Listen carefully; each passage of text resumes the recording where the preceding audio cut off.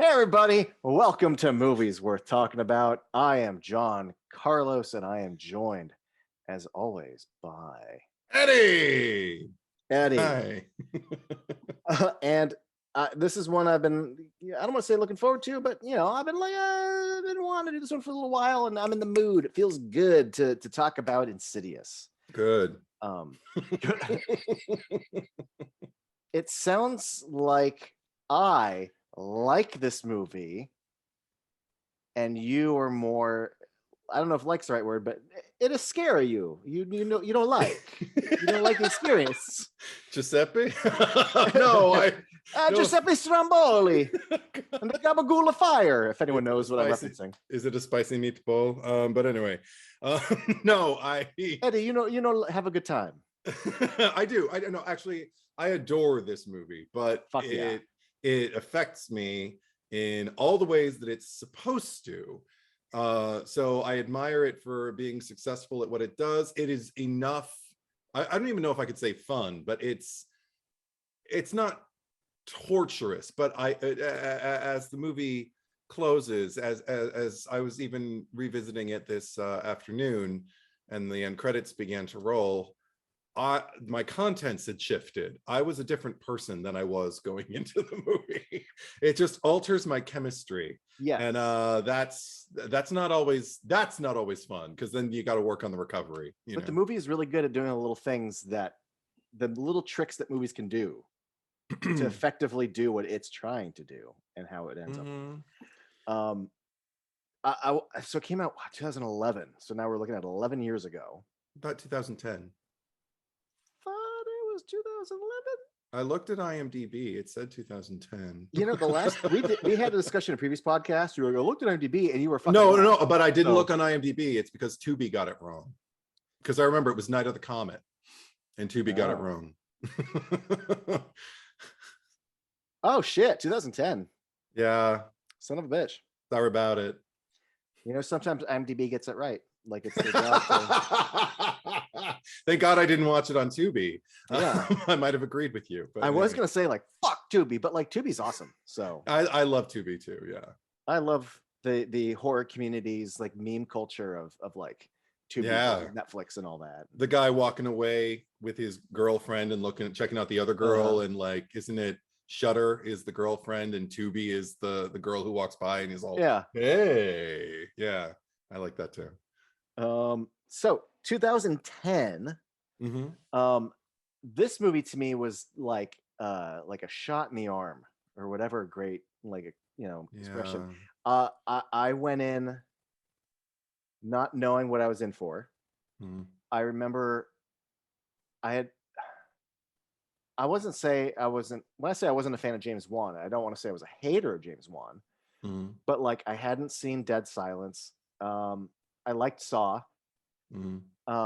But I was also very aware of but he sure likes to move the camera and get zany a lot, and fucking turn it down a bit, please. And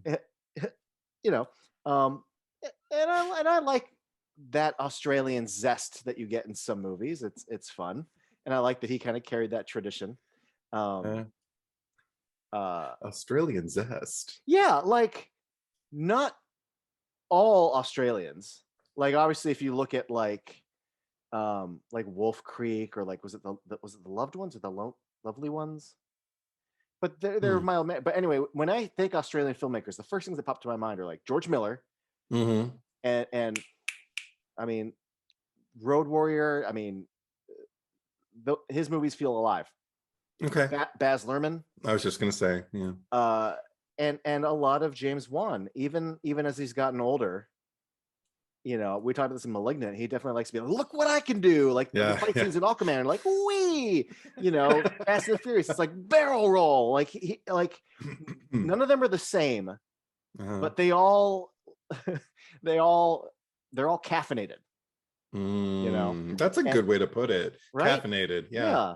And so just in a stereotyping manner, like I love me a good Australian director who's like, coffee, let's go make something. Well, the first thing that like affects me, like when I revisit this movie every single time, actually, is also just like the music, the score by Joseph Bishara.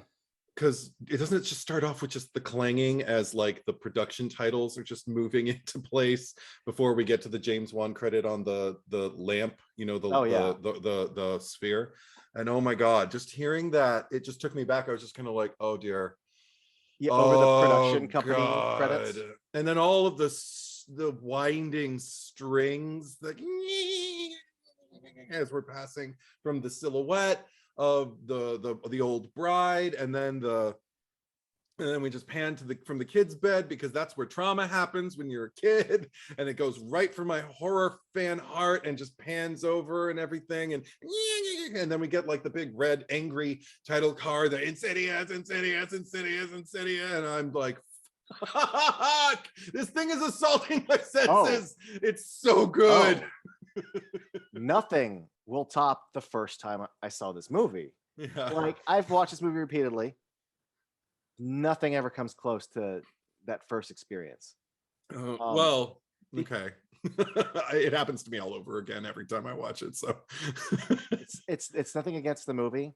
Okay. Some movies, like The Exorcist, legitimately get scarier every time I see it. Uh-huh. Insidious doesn't work on me anymore, and I feel bad. I feel bad to say that. I did have an eerie feeling when the credits started rolling, and I had to like get up and turn on the lights and all that. But yeah, it's nothing against the movie. I don't think it's anything the movie did wrong. Uh-huh. And it's nothing that I'm like proud of. I wish I wasn't, but like, yeah, no, I watch Insidious now, and I go like, I enjoy the craft. Yeah. I enjoy what it's doing. I go on the journey, but like, I'm not really bothered by it anymore. It sucks because the first time I saw it, what the fuck? That was such a ride. And that movie, and I will say this though, the first minute of the movie still fucks me up every time.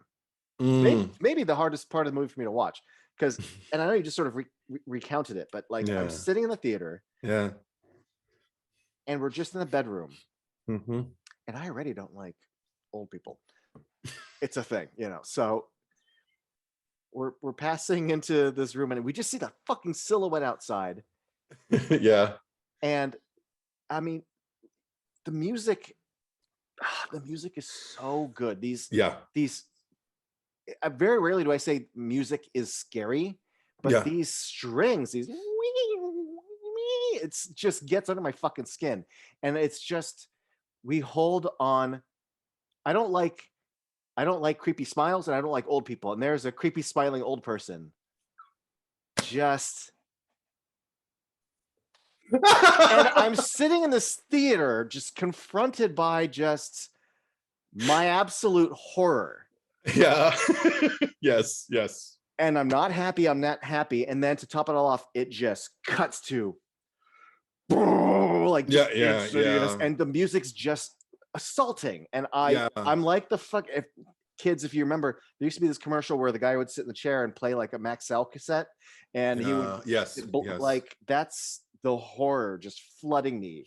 Just these epic strings, this epic, god damn. And then it like goes into these quiet little credits, and I have like 3 minutes to just relax again. Because see, I can't relax during those credits, because everything that we've seen up until that point, and then the credits continue it for me, evokes kind of a feeling of the past.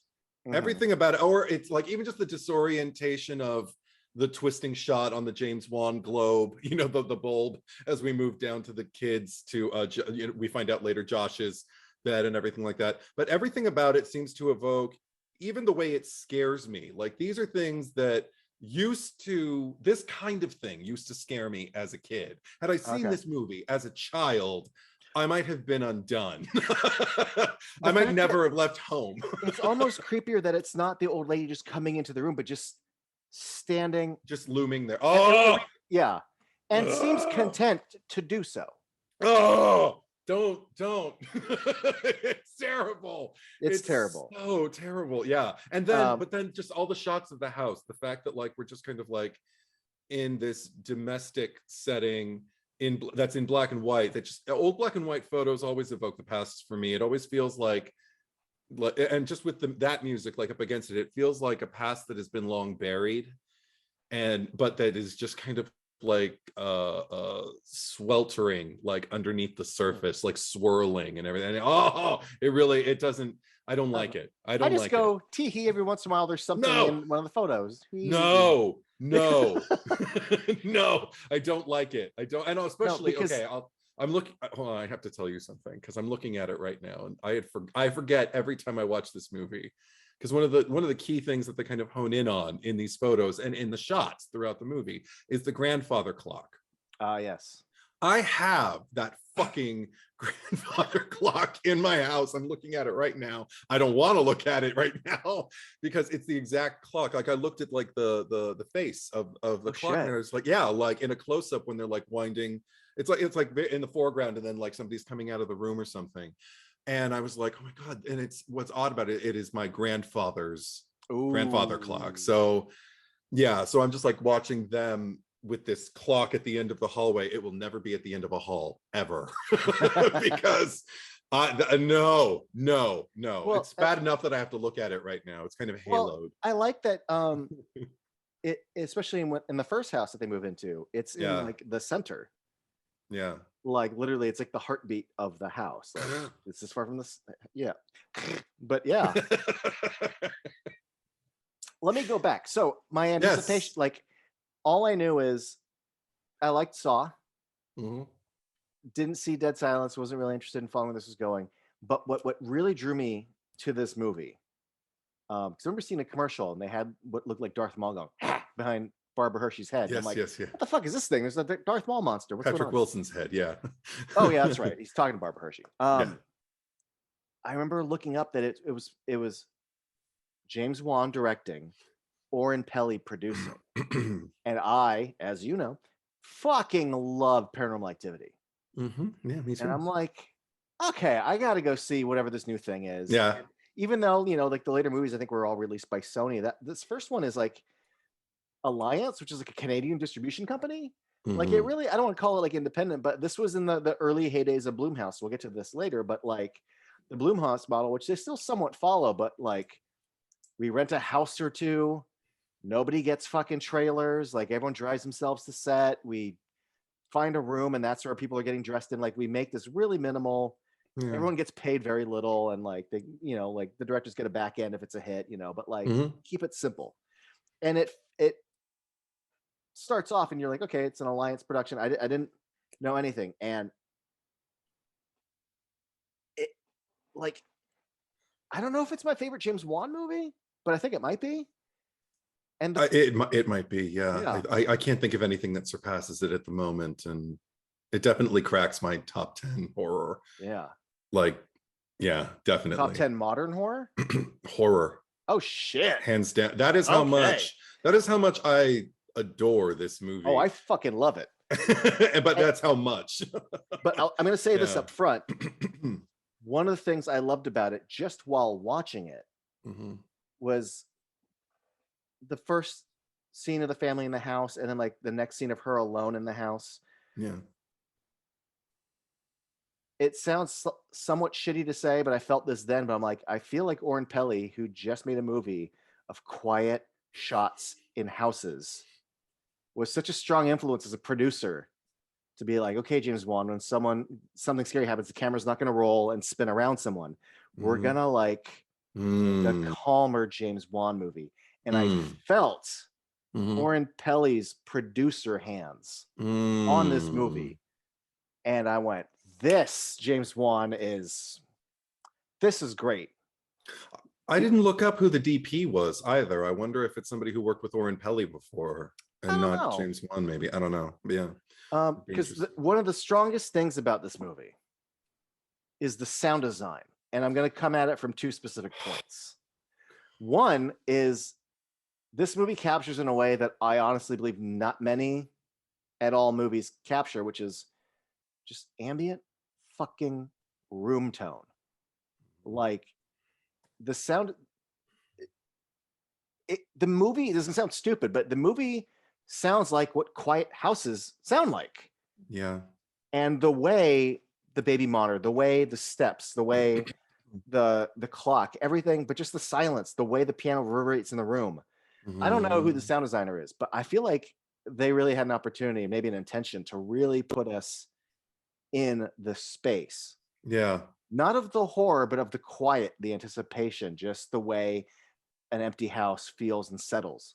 I'm glad you brought that up, because I completely agree. And on top of that, like, one of the things that I really noticed that I love about this movie, that maybe if movies do it, I feel like oftentimes they don't do it in a way that actually fits, or that I actually feel like I'm not being, like, fed, like, okay, I need to get my exposition, or I need to get to know these, like, whatever. But I love the fact that we get some time with this family, and I love that we get some time alone with Renee in the house, moving around, just creaking the floorboards like an old house like that. I've been to many houses. We have a lot of houses like that, like out here in the city in LA. And they're almost like fully wood paneled, like the ceilings and the walls and the floors. And when you move around them, it's impossible to move around them without making noise. And it can be a little creepy, particularly if doesn't matter if it's at night, but if you're alone and you're the only presence, but then you start hearing other noises. The use of that sound to put you in the space and to put you inside their experience it's one of the winners for me. And the fact that they spend so much time laying the groundwork. I love that we spend time with Rose Byrne and Patrick Wilson, two of the most talented, beautiful actors working in movies now, and then too. And they make me believe that they're in just like a real relationship. They make me believe that he's a teacher, Patrick Wilson a teacher, just like in some school, and that she's like this songwriter. And they make me believe that they have this little family with their own kind of dynamics, and it just endears me to them, but not in a saccharine way, not in a look how happy we are kind of way. It's just like, I mean, oh my god, I could just go on and on, but just like the little details, like when we first meet Dalton, and he comes down the creaky stairs and he's wearing the exact same. I never noticed this before, at least I forgot. Maybe one of the reasons this hasn't kind of like stopped working on me is because I don't watch it that often. I think I watch it maybe once a year, if that. And one of the things that I didn't remember was he's wearing the same pajamas as Renee.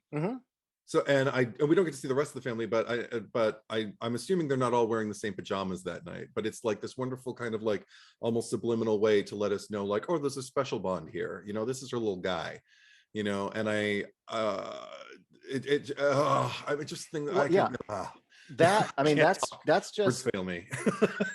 That's just the director and the costume people like getting together, and that's basic. That's good storytelling right there. Yeah, it all works to just set them up as a plausible family unit. And that's the most important thing. If you're going to care about people, you need little details like that. You need to see Patrick Wilson put his fucking eye cream on before he goes to bed. You need to see you need to see I'm gonna like jump around now, but just like the fact that like little I always forget his name because they don't say it enough. The other one, Foster because Foster, the way he hides his achievement at school, he gets a little certificate and he doesn't tell them about it because Dalton's already like in his coma by that point. And it just sets up, it's never spelled out entirely, but it just kind of sets up this environment for him. The house is a sad place, and if I try to bring joy into it, I'm gonna make mom and dad mad, or I'm gonna make them sadder, or they're not going to be happy for me because they're too sad, and and I'm sad too. So it's fine, I achieved this, I'll just put it on my bulletin board for myself, and I don't need to tell anybody about it, kind of thing. But maybe they'll see it, and if they do, then maybe they'll talk to me about it. And I just, it breaks my heart. Family in crisis, dude. I love how much you feel things. I do feel a lot for this movie. I don't think I cry in it though. I think I just that's nice. That's new for me. But yeah, go ahead. The second thing about the music, or the audio design of this, is the score. Yeah. Because first of all, it's surprising how little of it there is.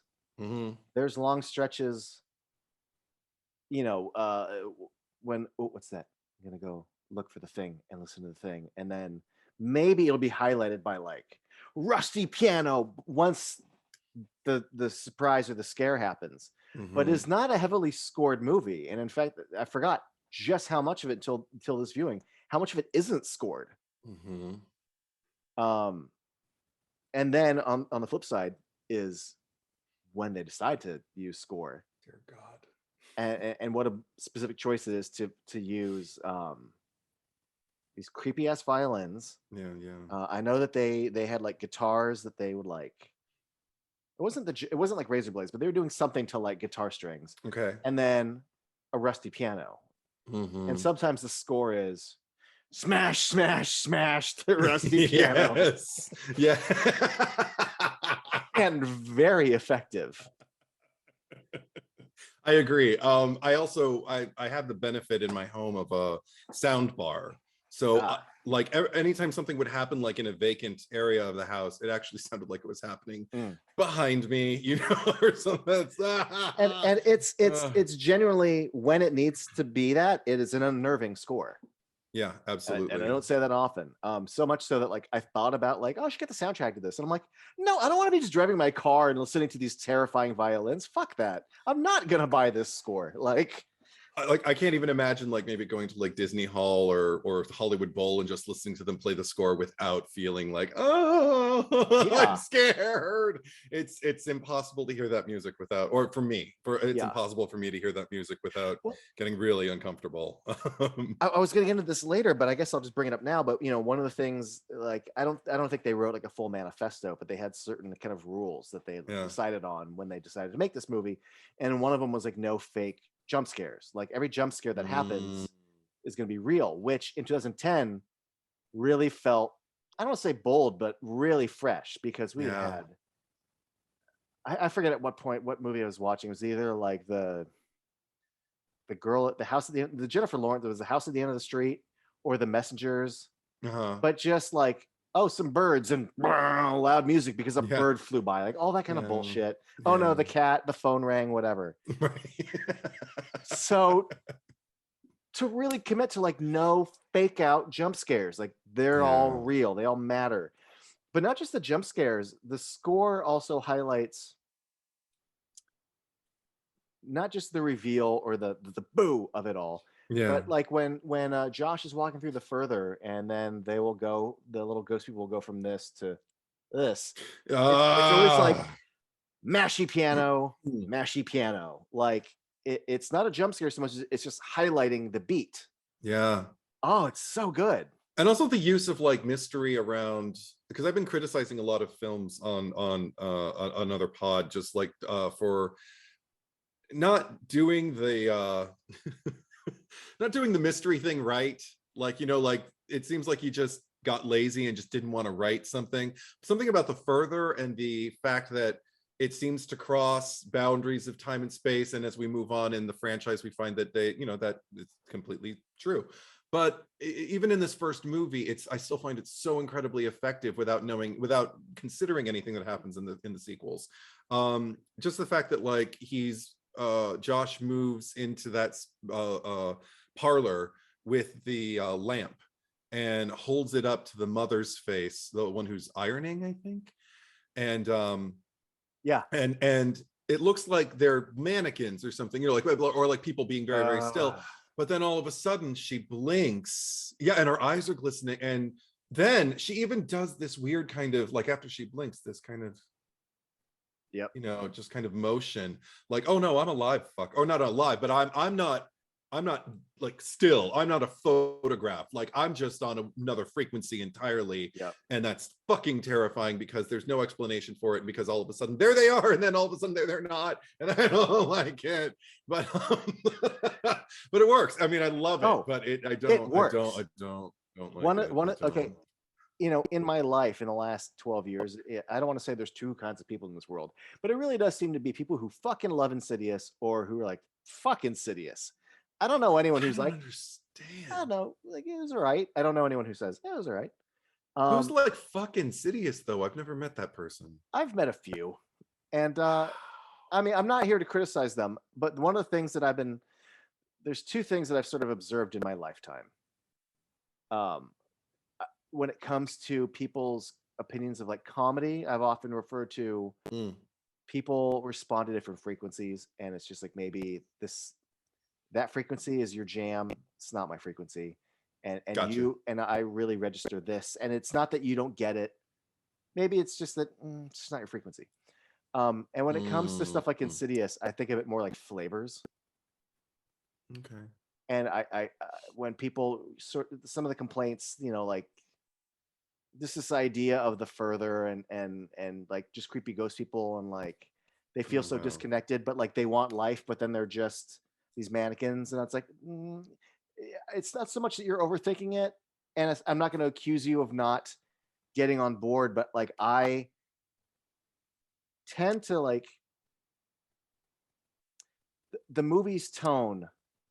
I will take any movie's tone and go on the ride of the tone. And I find that sometimes people just, that's not my flavor. I can't get on board with this. I'm too cerebral and I can't let it go. And I'm not saying this movie is cerebral, but I feel like some people can't get on board. I watched this though. I mean, it makes total sense to me. Not sense. Yeah. But here, tell me if it works. Tell me if you kind of jive to what I jive. Okay. What the further isn't, you know, when people describe like, well, what is God's plan doesn't make sense. Oh, we won't be able to understand it because does an ant understand, us? No. And just like the way the further it that isn't just a logical place where they're going about their day. Like this is a way of existing that I can't accept or comprehend or understand. I'm not meant to understand it. Why does that leather jacket guy pacing outside on the balcony and then all of a sudden he's inside the room? Doesn't matter. For some reason, I don't understand how ghosts fucking think. I'm not supposed to understand how ghosts fucking think. That's why this movie works. The lack of knowing, one could argue the kind of lack of concrete rules. Like, there's a certain way of thinking that horror needs to lay out the rules once you understand the rules and you play within them. I actually think the opposite. The less I know, the less I understand, the scarier it is because I can't wrap my head around it. I can't fucking understand it. I don't understand why, all of a sudden there'd be a guy walking outside. Now he's in my room. Why now? Who the fuck knows? It's confusing. They never say if it's hell. They never say if it's purgatory. I don't know what it is, but it's this sad existence where you're just sort of not just reliving your life, but like you're your own tableau of yourself. I guess sometimes it's lucid and we hear the gun load, but it's sad, it's creepy, it's kind of nebulous and obtuse, and I'm glad they did it that way. And it can be fractured, and it can be like stop, start, but it can also be very like dreamlike and very flowy and very, just and I appreciate the variation. I don't know if that was the intention from an artistic standpoint or if it was something that came out of the economics of such a small production. I don't care. However, they got to it and it fucking works. And I would not want to be anywhere in the fucking further. No, me neither. Oh no. Josh going into the first house checks so many boxes of like what I don't like and what scares me. Ever since I was a kid, I don't like big, broad, empty smiles. Yeah. I mean, even just the fucking photoshopped of in the Joker's commercial, love that Joker. Like, and all like when that news anchor falls over and we see and her never liked it. So a room full of pale people. After all that whistling and that clanging and oh god. But it's funny because like I have a lot to say in response to like everything you're saying, but because actually it even with the sound cue thing, like the thing that I forgot about that I knew was coming was like he was going to sit there, he was going to like basically kind of go under, he was going to wake up, he was going to realize like, oh, it didn't work. Well, I'm going to get up and move over here to the other end of the room and turn around and there I am. And I knew that was coming, of course. That I remembered. What I didn't remember was the huge dramatic sting that happens. So even though I know it's coming, something happens to my senses that jars me and makes me go, ah! and then he has to, and then just everything about the way it's paced, the way Lin Shaye just kind of looks over her shoulder. Turns. Yes, and knows he's there, is talking to him, but that's almost like her non-corporeal body, you know, that's turning to him and gently kind of you know, sending him somewhere. And then the fact that he takes a lamp and goes out there and it's dark, and that is, I commend James Wan and everybody concerned with like taking essentially what I would believe to be just a dark soundstage or a warehouse or whatever, and turning it into the thing of nightmares, like a thing I would never want to be in, that I do have trepidation about. And that also, because there's another thing, like, to comment on like what you were saying in terms of like not knowing what it is. This movie, I don't know if I ever noticed how much it seems to kind of like crib off of Poltergeist, OG Poltergeist from the 80s. You could say it's straight up ripoff. Yeah, which is fine because it does it well. I don't mind. It's a better Poltergeist remake than the Poltergeist remake. I was about to say, I would sooner watch Insidious over the Poltergeist remake. Oh, any day. Everything that they changed it's if you were to say this is a ripoff, I'd go, you're not wrong. Yeah, but but I feel like it's probably the best made ripoff I can imagine, in terms of the fact that when they go into the further, because the way Elise describes the further, and because it sounds so much like how Beatrice Straight's character from Poltergeist describes the afterlife to I can't remember Carol Ann's brother's name, but to him, and just tells him like, and sometimes people just get lost on their way to the light and they need someone to lead them to it. And for me, I feel like the further is kind of like the same place wherever Carol Ann went, you know. Carol Ann went to the further, basically. And whenever she's like running around the house but she's not there, I'd imagine it's an Insidious kind of situation. And there's all those things chasing after her, and because Dalton, you know, expresses the same thing, you know, they'll hear you, you know, like don't stop calling out, they'll hear you. Oh no, they heard you. And then all shit breaks loose, and all of a sudden there's like this hellmouth in the house, and all of a sudden they're just kind of like burgeoning through it. And oh god, there's just so much to cover. But I mean, yes, even beyond just, I don't want to like, I hook into the flavor of this. I know people I've talked to who said like, no, the further is just like a big room with some fog in it, I'm not scared. I'm like, yeah, okay, you're looking at it. I actually love that. I appreciate the simplicity. That also, a vast darkness seems like my nightmare, and I would hate it. It looks cold, it looks lonely in there, it looks threatening in there. But also when you get to the lipstick demon's lair, in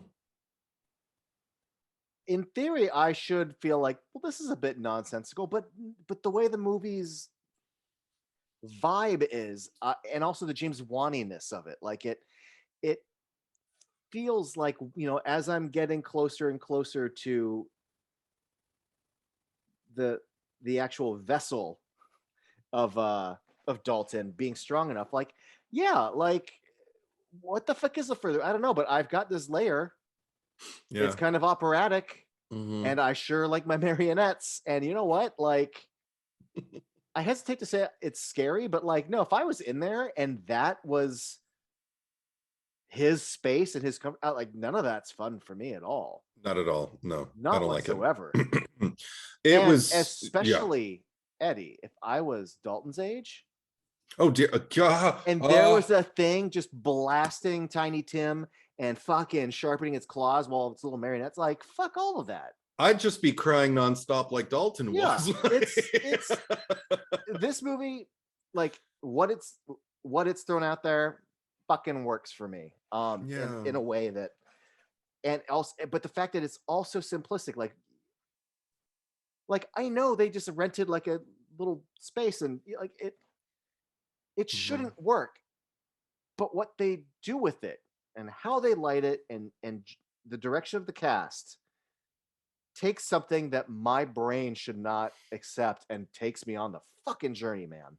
Yeah. Also, we talk a lot about kind of like the era of the 2000s and what happened to horror there, and how, you know, remakes and reboots like all of a sudden started kind of like do that desaturated thing, and oh, look how creepy it is because, you know, fill in the blank.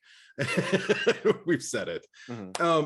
One thing that I noticed about this movie from the onset was, oh, it is like kind of desaturated from the beginning, but it doesn't look grimy. No. And at the same time, it's shooting a family that feels typical and doesn't feel just kind of like we're doing this because we need to get it out of the way.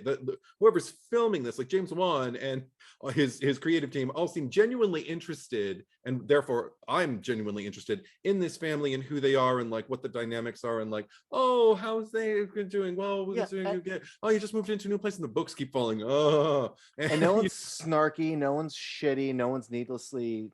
Like, well, it's a horror movie, so someone's got to be shitty. No, nobody needs to be shitty. It's that's why it works. We actually give a shit about these very real seeming people that I either know or relate to. Yeah. So all the while they're creating like a world that we can absolutely touch. But one thing that I noticed, I think for the first time, was that once Dalton, it's almost comical, but it works because Rose Byrne. But once Dalton goes under. And all of a sudden we're reestablishing Renee in the house, like, and she's only playing now minor keys on the piano, and she's now, before she was wearing, you know, kind of like faded mustard, you know, pajamas, and, you know, nothing too colorful like in her house, but now she's in just charcoal gray, and it looks much more wintry. It looks so much colder in the house now. And again, it'd be laughable if every cylinder weren't firing in the right direction, acting wise, cinematography, pacing and editing and sound design and all of it.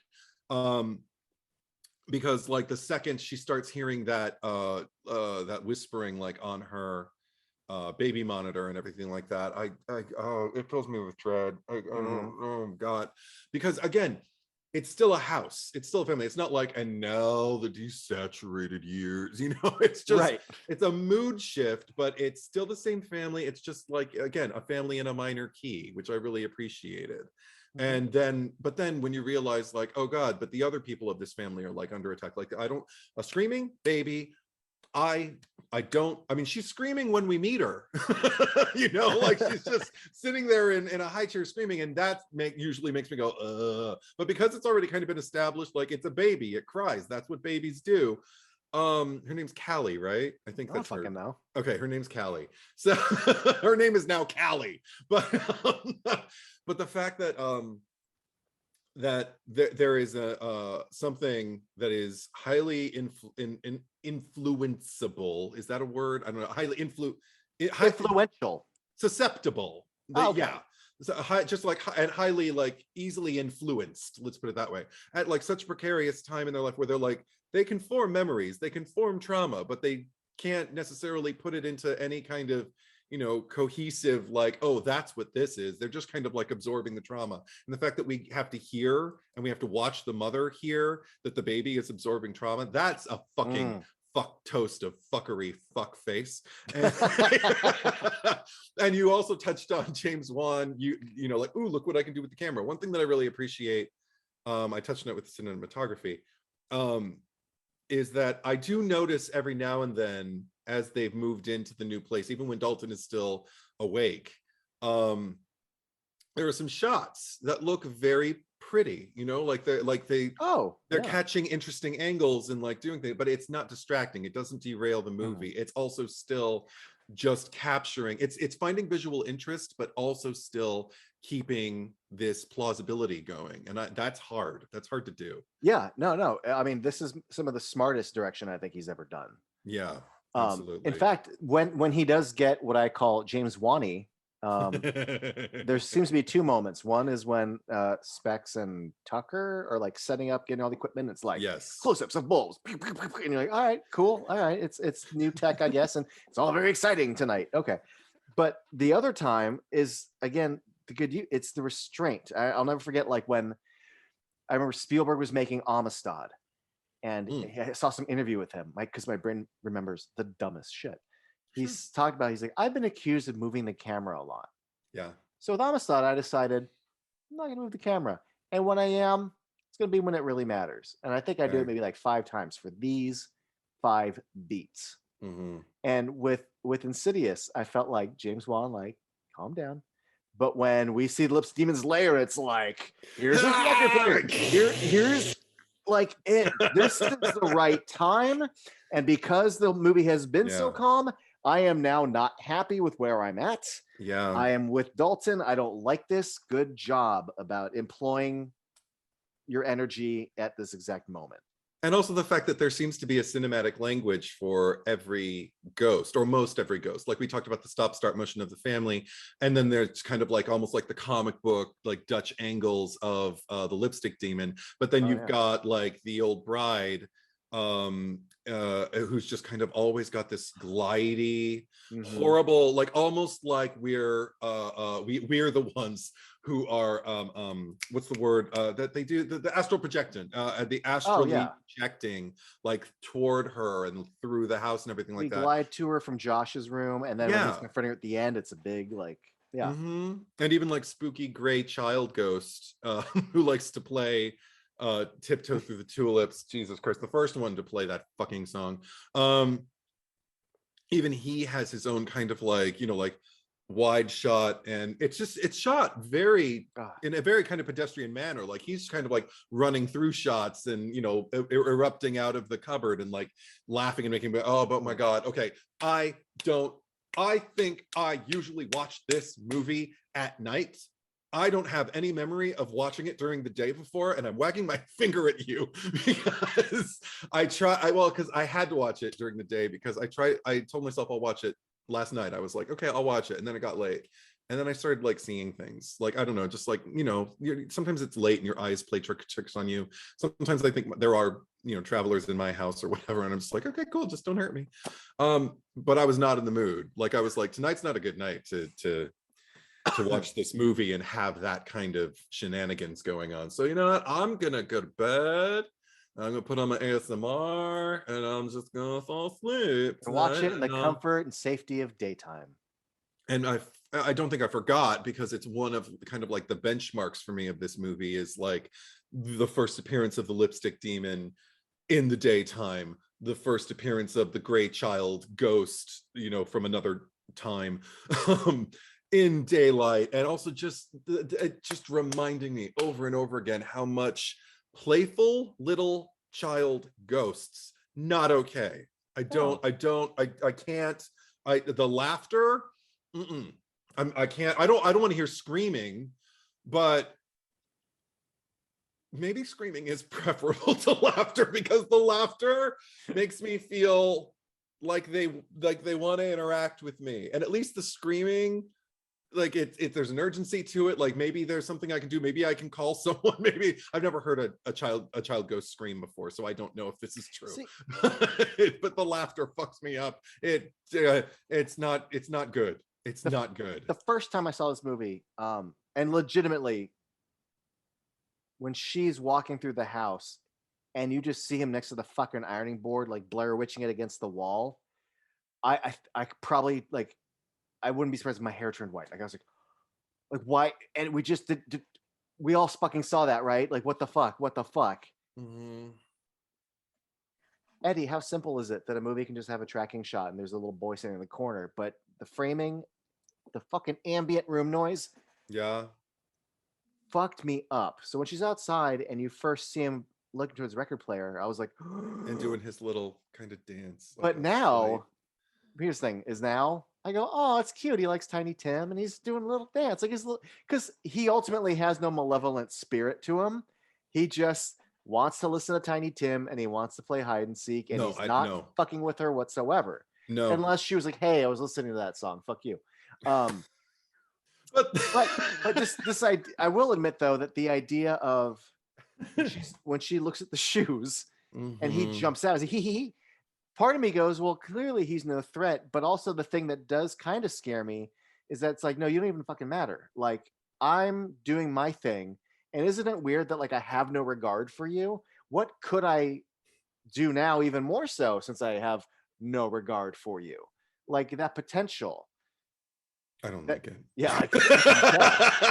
No, I mean, and also I think it's also the fact that maybe it's the lead in. Like, again, I didn't remember now that, because I've never taken notes on this movie before either. So a lot of it happens to me. And then when it's over, I want to like try and drop it as soon as I possibly can, while appreciating it all the while. But now that I've taken notes, like maybe some more stuff will stick with me. Because one of the things that led us into that was the fact that Renee was playing her own music. And I so connect with that. Like, if I'm in any kind of state that I don't want to be in, and obviously that's where she's coming from, and I'm just alone in the house, and whether I'm scared or whether I'm just sad or whether I'm really just beleaguered by, you know, politics or whatever the world is, it could be anything. If I just play some music and just do some chores, that helps me, that elevates me, it gets me out of myself without having fucking kid.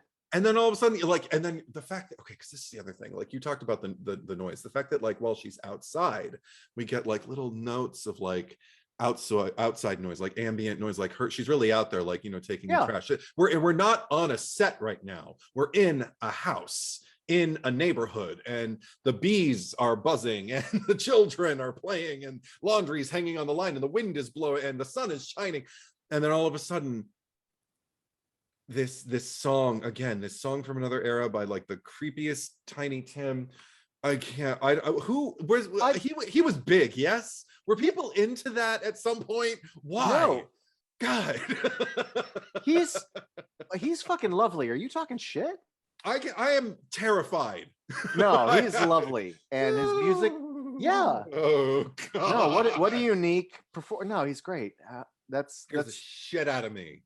It's probably this movie's fault, but I'm not. I asked my mom once, actually. I asked her, like, was anybody ever into Tiny Tim? She's like, I wasn't. And I'm like, okay. So I think it's pretty common to be scared. I mean, the impression I got from my elders was that, like, no one I knew that was an adult liked, they all knew who he was. They were all amused that he was a figure and a personality. And if he showed up on a late night talk show, like, oh, it's Tiny Tim. But like, no one I knew was like, oh, I have his albums, I love him.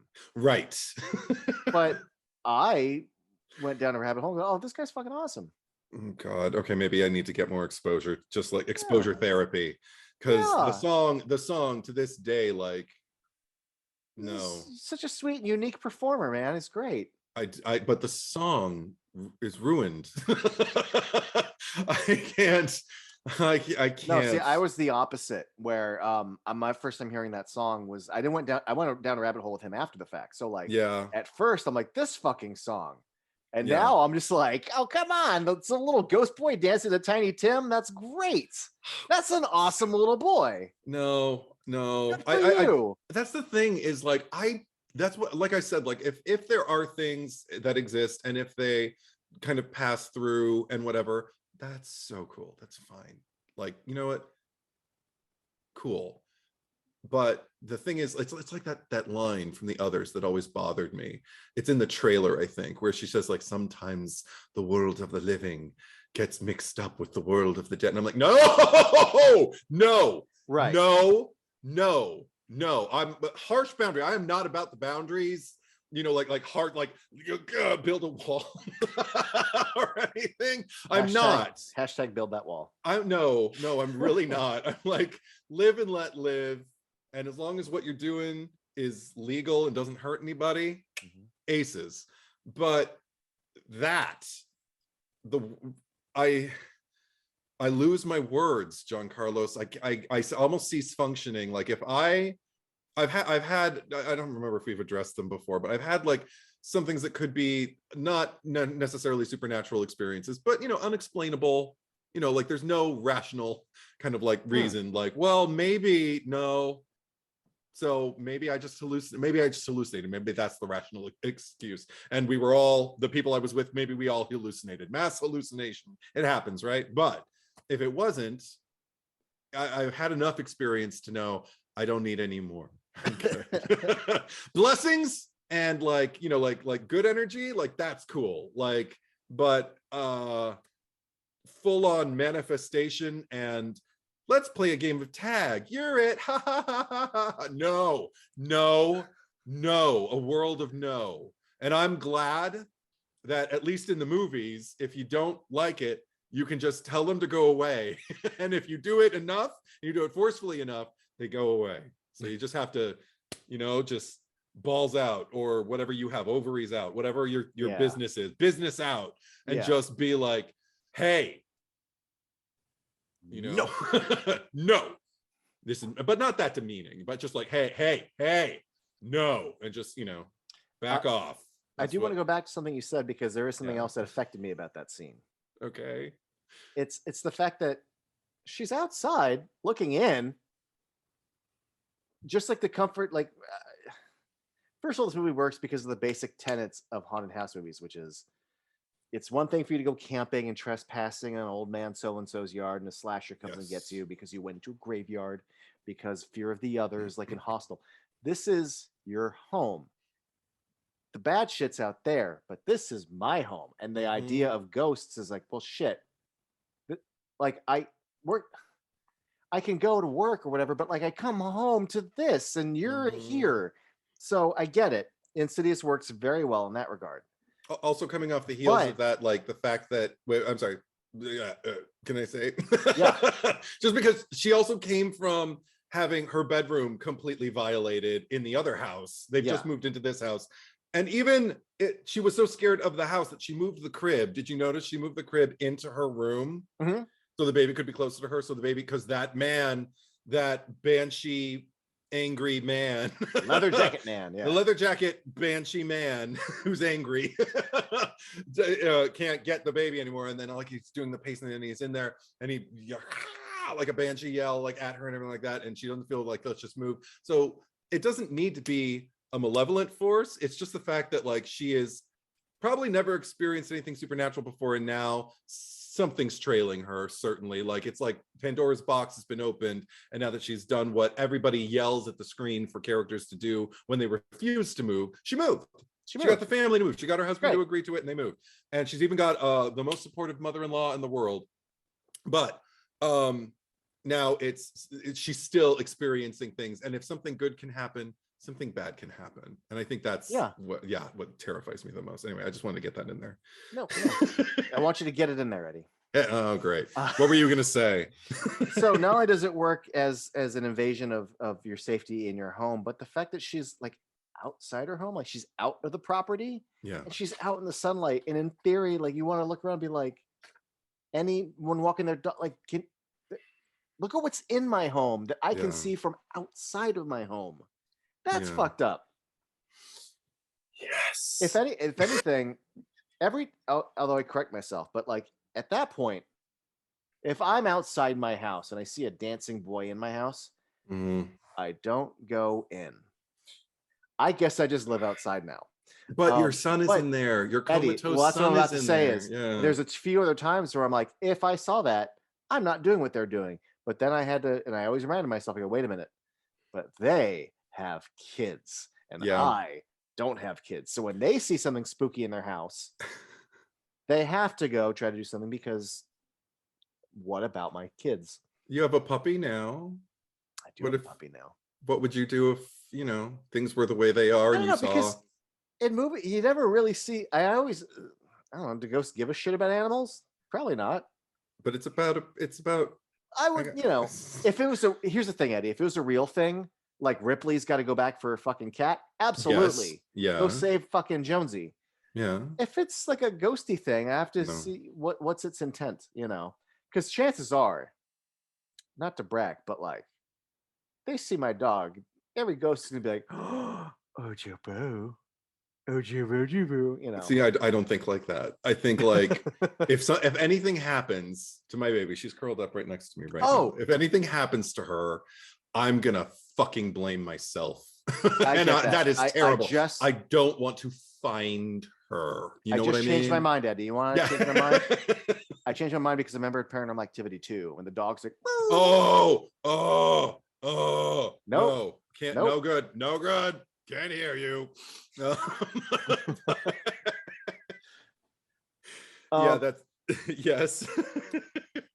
We touched upon the further a little while ago, and I want to come back to something. When you refer to it as a like a soundstage or whatever. Oh yeah. The other thing that I had with this movie aside from being affected by it while watching it, it was also, it's going to sound weird because I didn't go out and do anything about it, but I felt like inspired by the movie, just in the sense that while I'm watching this, I'm like, you clearly just rented a soundstage and filled it with fog. Yeah. Or you got a warehouse and filled it with fog. I don't know, but you rented a house and you rented another house and you got an empty stage and you made fucking magic happen with this. Yeah. And you also, none of the ghosts have like prosthetics and are particularly ghoulish with appliances. It's very theatrical. It's foundation. It's shading around the eyes. It's creepy contacts and accentuations with shading. Yeah. It felt like theater. It felt like actors and creators making magic happen. Yeah. And you know, as the Blumhouse model became more of a known thing, where you go, oh, it's another Blumhouse movie. It takes place in a house. You know, and every once in a while, like I forget who mentioned Get Out. They're like, Get Out's so good that you don't realize that it's another Blumhouse movie that takes place in a house. And I'm like, right. That's not a bad thing. There's a lot of times with this movie where I'm like, well, that's a feature, not a bug. Yeah. Because it succeeds. Like, yeah, you did just rent 2 houses and look what you did with it. You did just use an empty warehouse and fill it with fog. Look how effectively you did that, though. Isn't that inspiring to you that like you look what you can do with so little when done well? That inspires me. And just the idea of what other artists could do under that sort of thing. Same thing with the idea that like this cast is so small. So much so that, you know, you go to one house, you go to another house, you know, you go to that second house, you never see like a neighbor walking by. You know, are there any other people in this movie? One could argue no, but like doesn't this feel cheap? Or you go, no, or isn't it kind of weird that like when trauma is happening or bad things are happening, that you don't have the help of others, you don't have the presence of others. And that just strikes extra for me because I once had a very bad situation that was out in a very public space, and what was weird is how nobody was fucking around. And I remember looking around this very large neighborhood going, where are all the people right now? Why the fuck am I so helpless? Where is everybody? And that isolation within suburbia, within like these houses there, these brightly lit, sunlit houses, to me, that just makes the movie more effective. I agree. And I also, on top of that, given the predicament that the characters are in this movie, who can you turn to for help? Like, thank God they do the movie thing. Yeah. They call the priest. Who's played by my friend John Henry. I haven't seen him in a few years, but cool. he was in my theater company. He's a really, really good actor. And I remember the first time I saw him on screen, I was just kind of like, John Henry didn't tell me he was in Insidious. And he's like on screen, he's off, you know, he has a few lines with Byrne and he leaves. Yeah. But I was just kind of like, oh my God. It was really, really exciting. I still like smile every time I see him in his little part as the priest. But this small cast is definitely a feature, not a bug, because it enhances the vibe. Oh, well, because and not just cast. Sorry, and not just the lack of maybe like extras and random supporting people, but also the idea that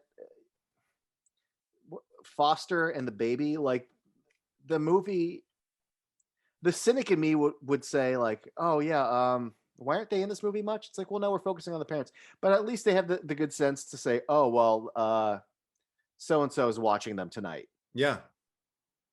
So they're someplace safe. They're someplace safe. Because we're gonna do a fucking seance. So yeah, they're not around. They're at Barbara Hershey's. It makes sense. Yeah. And Barbara, okay. But it doesn't. I will admit though, when Barbara Hershey comes over later, then I'm like, well, who the fuck's watching the kids? But whatever. But no, the movie does that thing where there are babysitters. when there's the basics of writing and then the logistical jumps. At least this movie, to me, it not only writes a good reason for why Foster isn't around and the baby isn't around, but also again the whittling down, the whittling or the dwindling, I don't know, but just whittling. But getting it to be such a small group like that works for me. Yeah. No, for me too. I mean, also just like the caliber of actor that like they were able to like actually book into this movie.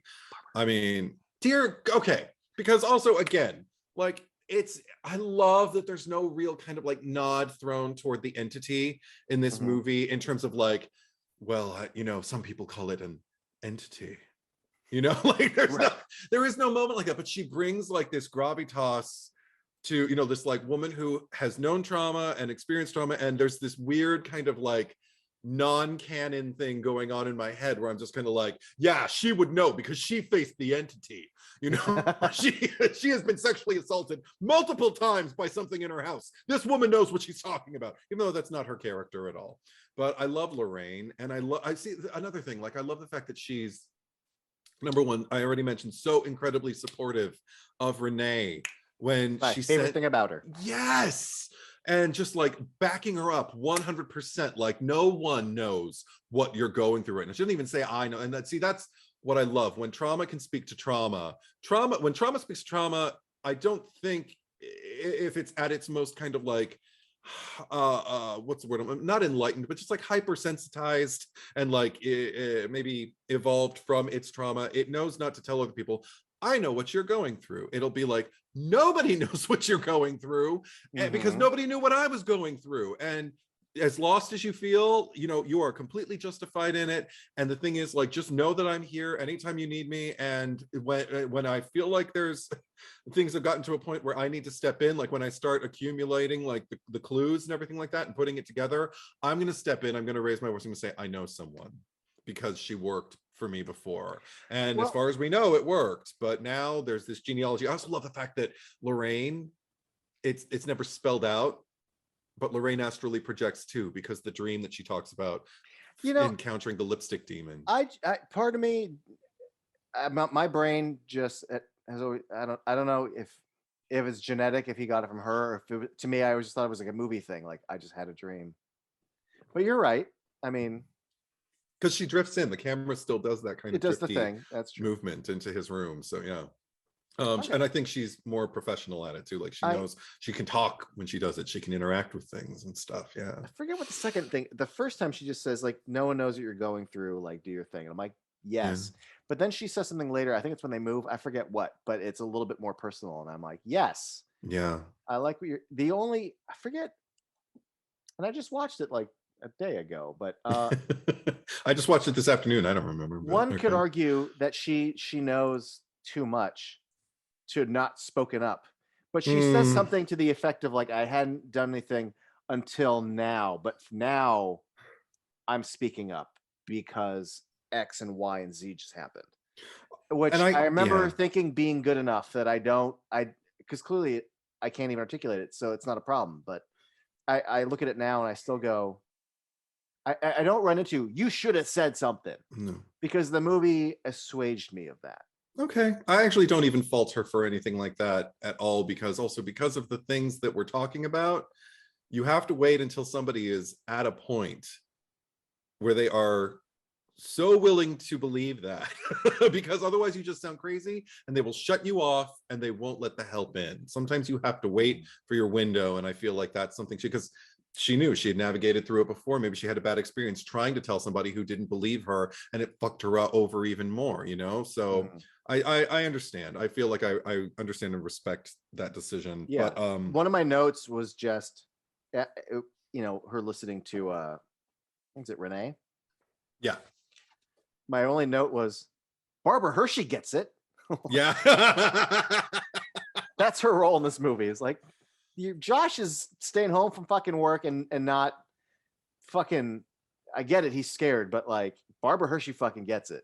And you're actually pointing out to me like something I really like. I'd never noticed this before either, but there's a great contrast, because the only other person who Renee seems to be confiding in, not even confiding in, but who can kind of like experience her pain firsthand, is the nurse. As she's like, for the first time we see the nurse, she's teaching her how to take care of Dalton and everything like that. But then there's another point where she's just sitting there talking about like how hopeless she is. And she says, sometimes I feel, I don't know what the line is, but she says some things I feel like, that like, it's just, raining on me and I don't know what to do. It's just like, well, that thing, decided to deal with the wrong chick or whatever. And it's the most optimistic, sunny kind of like nurse-like thing to say. And it doesn't it doesn't give her any comfort whatsoever. It doesn't make her feel seen, but it's just kind of like lock and load. Okay, I guess, yeah, I'm a bad bitch and I just have to, I don't know, that kind of optimism I find in the face of like, you know, when you feel like your world is crumbling around you, it's like, it's nice, but it doesn't really help. Can I just throw in my woke 2 cents here though? What? And just say that it's just nice to have a scene at all where one woman who barely knows this other one just believes in her and fucking cheers her on. Sure. It's just nice to have that fucking happen on screen when the default for so many things in general is to have, it'd be very easy to make her to be like a younger, just like chewing her gum or rolling her eyes at her and being like, fucking, like, you don't know her. How nice of you. You're a nurse. How nice to even have the intention there to begin with. You're a card carrying nurse and you're there to like nurse it and heal it. But women building up other women, whether Rose Byrne's ready to hear it or not, isn't it nice that this girl said something at all? I think that's nice. That said, one of the things that I appreciate most about this movie is the fact that like the kind of like most destructive force aside from say like Lipstick Demon or you know, like any of the entities is like, and not destructive, but just kind of like halting progress, because like Renee spends so much screen time like imploring to be heard and to be understood and just wanting to find an answer and incapable of like being able to find one that satisfied her. When she finally does find someone who she thinks can help, she gets chased out, and it's Elise. She gets chased out of the house by her husband, by Josh. Josh could have been the jerk of the movie. And one thing that I love is that it positions him very late, like probably third act of the movie. It positions him to be kind of the key, to be the only one who can astrally project to go find his son. And I loved that. Okay, I'm not really saying this, but this is the first time I became really aware of the idea that you could set him up to be the jerk. And in fact, when he's like staying home at work just to not go home, I'm like, fuck, you're a dick. But you've got work to do. Not work, I mean, you've got work to do. Inner work to do. Yes. Yeah, I got it. I remember this time, because this is I think the longest I've gone in my life not watched the movie. It's been a few years. Because I mean, the first time like I watched it a bunch and then a little bit more. Yes. I'm like, wow, this really is like, it feels like, I don't want to say it's Renee's movie, but she's the one who's home. She's the one scared for the kids. She's the one trying to tell the truth, and Josh is not listening to her.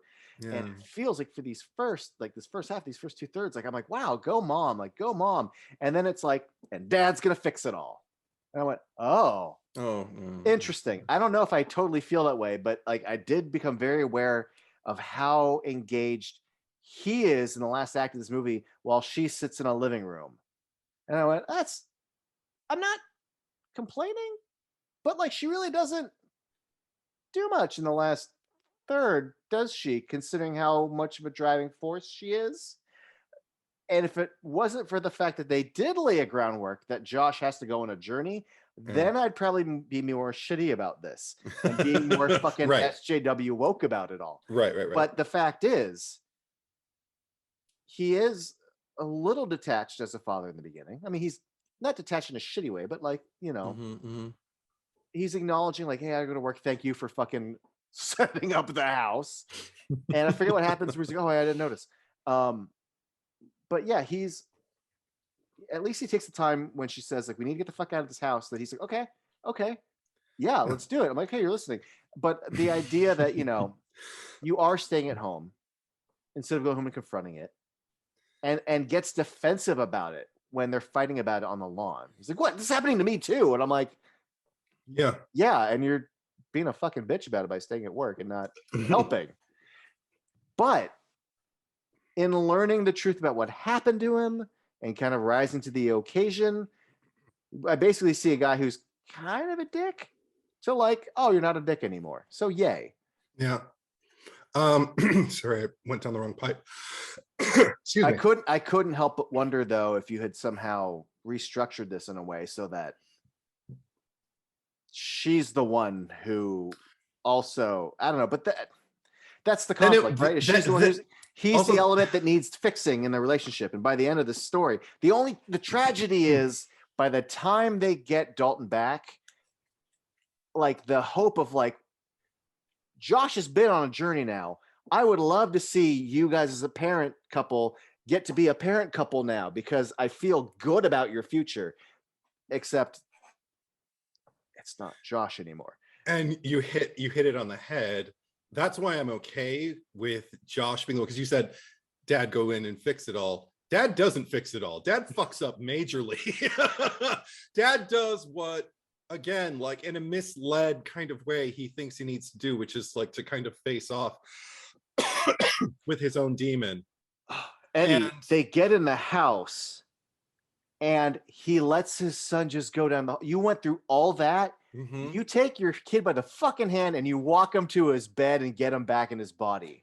If that thing and you have any kind of destiny together, and now that you've been hypnotized, but now you're going to be more susceptible because you've been in the further and whatever, the thing's probably going to come back. You're probably going to have an opportunity to face off with this thing. Now is not the time. Get back to your fucking family. But the fact that he does fuck up makes me okay with the fact that, because it leads to a more interesting ending too for me, even though, okay, well, there's a whole lot to cover here, but even though I don't want Elise to be killed, the fact that she is a huge like left turn. You know, it's a curveball. It's something that when I first saw the movie, I wasn't expecting to happen, and every time it's coming, I like it within the body of the movie. Had they known this was going to be a franchise, probably wouldn't have done that. Right. Maybe he could have, maybe the bride could have killed someone else, you know? But how? Anyway, but within the movie, as an isolated piece of work, I appreciate that. Also, I don't want Rose Byrne to go into the further and get her kid, because then it really is just poltergeist. Sure.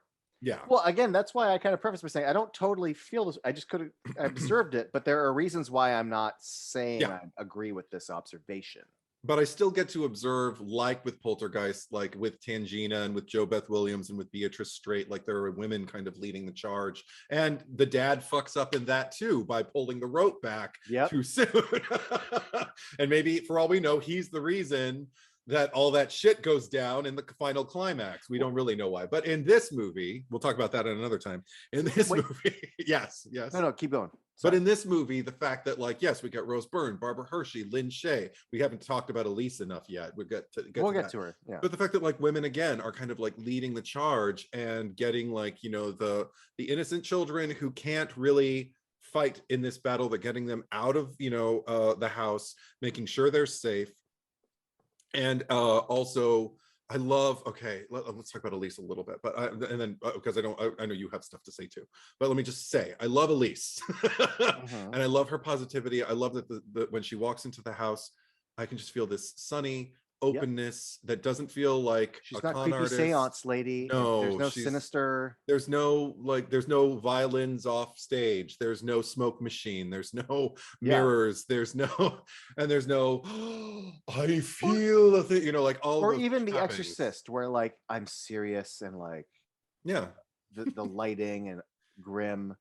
She's just a person. This is her job. This is her work. I really appreciate that. Before we go to Elise, I just want to say that, because I forgot to say this before, the whole reason that the Josh element works for me. Yeah. It's the fact that he was saying no, and then has that breakthrough in Dalton's room looking at the drawings. And I see him turn a corner.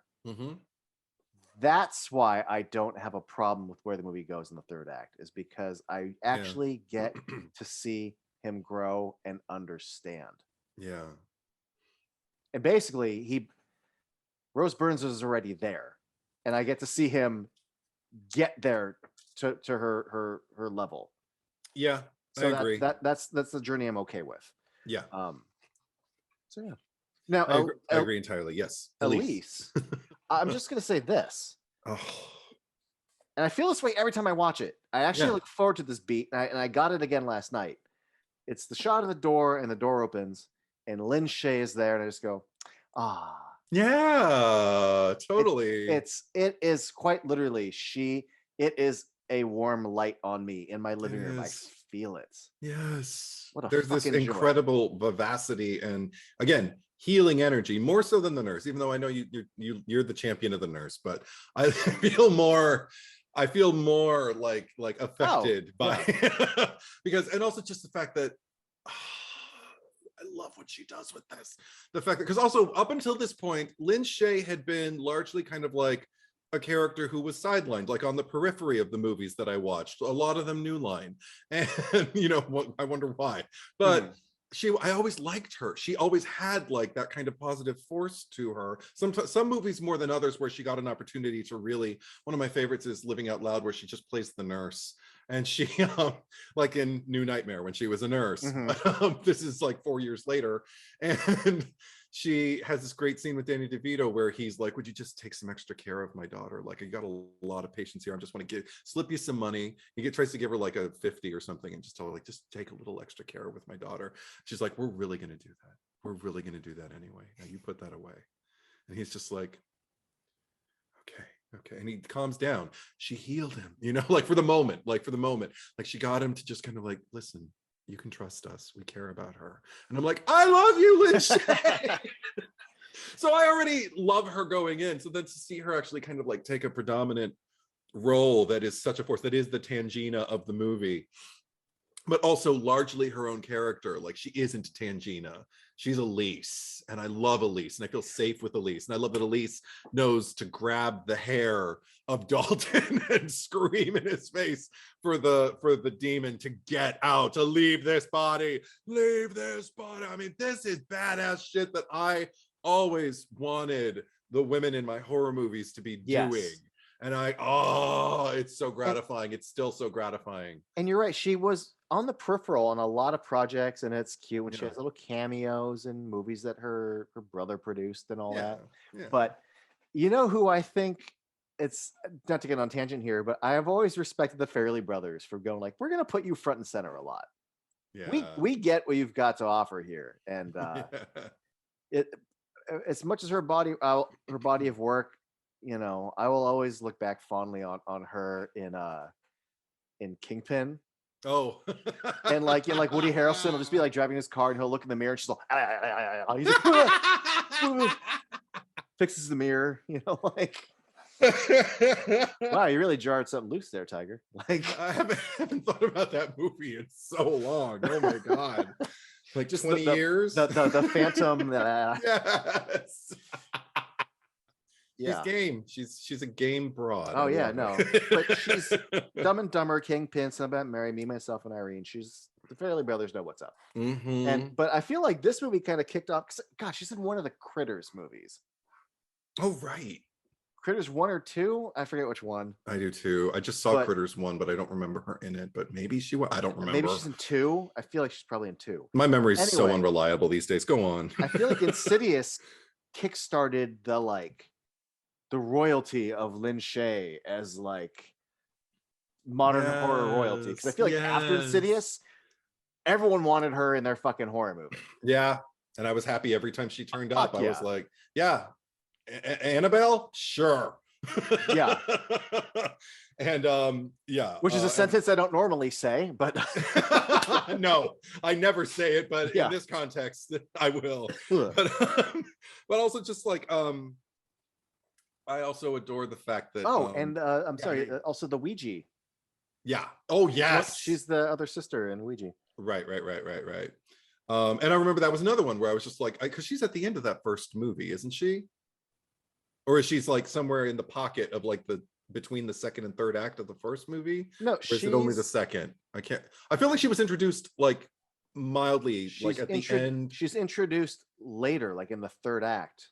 Yeah. Of Ouija. For like a few seconds or something. No, you're thinking of the second one. I'm thinking of the second one? Okay, I don't remember. There's two sisters in Ouija 1.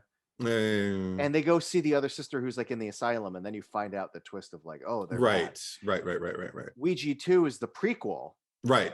And then the stinger is you see that little girl in the asylum grow up to be Lin Shaye, and then okay, gotcha. Okay, then whatever. I remember the first movie that was a hard sit, and when she turned up, I was like, what are you doing here? Right? Thank you for giving me something. Yeah, right. Why weren't you here the whole time? Dear God, they had you. Anyway. I mean, like, I think if you're, by killing her off, the franchise, got creative and had to go backwards. But like, who knows what the franchise would have been? But like, I think it was smart for somebody. I don't care who, what producer, James Wan, whether it's Leigh Whannell, but someone went, well, here's our franchise.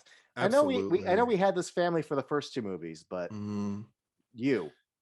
And spoilers you're the MVP. Yeah, spoilers for the sequels. Like, well, I don't know if it's spoilers, but let's just say her entrance in the second movie, shall we say? One of my favorite things about it. Just Elise being Elise. That's all I can say. We'll get to that when we watch and discuss too. But I mean, what a welcome fucking entrance. Yes.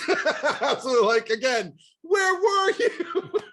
But I understand why she wasn't there. Yeah, I do. Absolutely. So yeah. No, she's heavenly in this. She is. And also just because yes, if this was happening to me, yeah, everything wouldn't be all right, but I know I'd feel a little bit better once she visits me. Like, just before she puts on any World War II gas mask, does anything, just her vibe, it would help. It would help. Yeah. And then the shift, her ability as an actress to like go from this sunny, wonderful, open force to like when she sees it and just and shaking and everything, and I can't. Oh, it's jarring. I'm like, but I'm not worried about her. I'm like, fuck, she knows what this fucking thing is. It's almost like she's like, like, you get all Joe Pesci, or Yosemite Sam. And I just like, yes. But just because they're like in her orbit also, and they're basically like her flotsam and jetsam, or her keymaster and gatekeeper, to her flotsam, to her Ursula, right. Specs and Tucker. Now, one thing that I appreciate, I don't know, I can't remember if it carries through in the sequels, because I have seen the sequels less. I think I've seen the second one 2 or 3 times, and the third one I saw once. Fourth one I saw once, and I do need to see it again, because I liked it. Spoiler. But Specs and Tucker, I don't remember exactly when they turn, if they turn for me. But in this movie, I like them because I don't feel like there's so much comic relief as they are just kind of like a mood shifter. Like, because we've got all this trauma and all of these really hefty, like either scares or really, like grueling, like conversations that are just like about, our family and everything like that. Why don't you believe me? And all that. And even like the light of like, I believe you is still spoken in a very, kind of not hushed tone, but you know what I mean, with intent. Like everything is very intense in these houses. So by the time they show up with their little, bickering, and their little ghosty gadgets and everything like that, and they're on a completely different frequency also, like, but without kind of spoiling the movie. I feel like it's very welcome, and it's almost like an energy I can feel, even though you see Josh and Renee not knowing exactly what to make of all of this. It's almost a relief. It's almost like, something new in the house. For the first time, somebody's like just walking through our house. And also they have the confidence of like, it's their job. Yeah.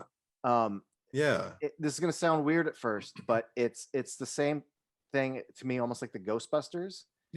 The idea that there are ghosts, but there's these scientists that have equipment and they're essentially exterminators, and here's their job. And that same sort of energy of like, I don't want to say like we do this all the time, but like it's okay. Like, I'm not going to show up and warn you about things, but the fact that then by coming in with that energy, when scary shit, when they are scared by shit, that means the shit is fucking something to be scared of. Well, I love when Tucker in the hall with the fucking the viewfinder that like sees the different. I know another. I dread it every time. I am not okay. I am not okay. I'm like screaming, and And actually, you mentioned earlier about like the warehouse and like how inspired you were by just what they were able to do with that. Again, 2 sequences in this movie also done with like the first one is just like the front door thing with like, you know, the alarm going off and them running around, and they're just running around a house and a door is open and then it's closed, or then it's not closed but then he closes it, and it's just him walking around in a dark house with bare feet. But he does the right thing. He starts turning on lights. He grabs a weapon. I would have closed the door, but then again, maybe I would have wanted it to be open, so if they want to run out, get out. Yep. Yeah. I'm not going to trap you. I want you out of my house. But I've never realized how little actually happens in that sequence. And even though I know later in the franchise we get kind of an explanation for what it is, I don't need it. I don't mind it, but I don't need it, because just the uncertainty alone, that I don't want that ever to happen to me, ever. That would also terrify me. Just like man behind crib and door open, and then alarm keeps going off and you don't know why. That's enough at night or during the day either. I don't want anything. I don't want it. I'm scared. That man behind the crib got me so hard the first maybe 2 times. But that first, I mean, I get everything the first time I saw this. Nothing compares, but yeah. No, it's not fair. It's not right. It's wrong. It is all kinds of wrong. And the other sequence, of course, that I wanted to mention, you just touched on it, the seance. I actually, this particular screening, I leaned back because I was actually like, oh, right, this sequence. And I didn't have like, I don't know if I just didn't have fond memories of it, or if I just kind of felt like, I know what this is. And I don't really remember being particularly scared by it. So I leaned back and I was just kind of like, and she's going to put the thing on. She's going to start talking and it's fine. Okay, cool. It's, you know, this is the first time I'm kind of like going, come on, movie. And then Dalton just standing there. Well, not even actually, even before that, just I got caught up in it the same way they did. Like just the sheer filmmaking, the filmmakery of it, just the swiveling camera that circles around them, flashing. And all the flashing, because that means there's more activity, and the writing, and again the sound design just kind of like amplifying like higher and higher and higher. It's like going up on a roller coaster. Yeah, that's what that sequence is. Like I'm starting out like, okay, I'm on a roller coaster. Nothing can happen to me because I'm strapped in, I'm safe, and I'm just going, I'm raking up. Okay, cool, whatever. And then you get close. And sometimes I even do that before the oh my God. Like sometimes before the crest, I'll be like, I'm higher than I remember being last time. I'll just baby early. And I think I babied pretty early because I think the writing, and also just like just Dalton's point of view, and then the voice shift when it goes from Dalton to, you know, it could have been, I still don't know, it could have been angry banshee man, trench coat ghost. It could have been the angry bitch stuff. It could have been the old lady bride ghost. It could have been, you know, like, who knows who it could have been. Right. But just all this like hostility and everything, and then just her, you know, gong, you know, and then her scream, and then it like affecting him and everything like that. And things are wrong. All kinds are wrong. And by the end of it, like when she, because also that's when she's like, I leave this body. And that's when the fucking man comes over and does the Next Generation Texas Chainsaw Massacre to Renee's face. And Josh does the thing that every man would probably want to do, which is like, hey, that's my like, oh, I'm in trouble now. And it's just chaos. And then finally when it's all over, because the Dalton, that fuck me up. But then when it's all over, just the debris, like the turn the lights on and the lights are on, it's just like the wind has subsided. And I was like, oh my God, that scene did me. That I forgot. I won't forget again. Okay. But again, it's just in a room. It's just like lights flashing and actors acting and the camera doing its thing. Lights, green light. And, you know, it's just filmmaking of the highest, you know, sort, as far as like movie magic of the highest tier, I think, with a minimal access to trickery. You know, it's like a scene that could have been shot 100 years ago, and there's something I love about that. There's something that feels very personal and very like, I want to cheer. I just want to share this experience with people, you know? So yeah. It's a small little production that does a lot, and I definitely go on the ride, and it has many, many moments that get really under my skin. Mm-hmm. The one that still is effective, and I'm very happy it's still effective, is when we explain everything to Josh and we pull out the photos. Creepy old lady sitting in the car, creepy old lady watching from the tree. I don't like it. Getting closer, and then the photo of just like the hand, like reaching out for him. And the music. I can hear it. It's terrible. It's such a great marriage of all the elements, all the tools that you as a filmmaker use.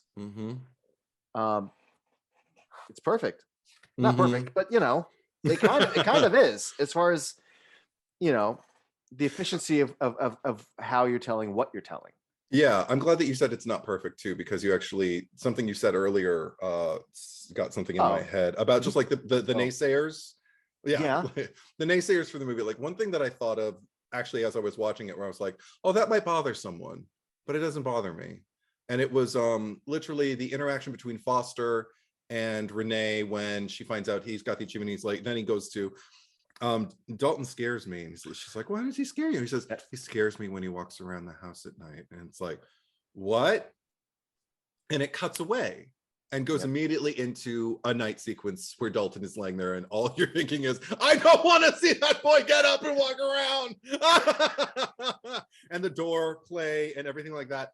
But the thing is, I did have a moment where, like a sliver of a thought, where I was just kind of like, somebody might be annoyed that like we don't get like a follow-up, that like he just told his mother Dalton walks around at night, and we don't get a scene where she's just like, what are you talking about? Hey, Foster says that he sees Dalton walking around at night. Do you ever hear anything? We need to put a camera on him. We need to Paranormal Activity this shit. You know, like that's I mean, an extreme version, but you know, you could think he's having a dream. You know, but I like that cinematically something has been introduced. You know, like that Dalton walks around at night and he's comatose. And we immediately go into a scene where it's like, and that brings us to Dalton at night, and let's see if he walks around. And I'm like, fuck you, movie, but you're so fucking good, because this is what I want. This is, you just told me this happens, and now you're taking me there. Fuck you. You're amazing. I love you magnificent bastard. You magnificent bastard. You know, so yeah.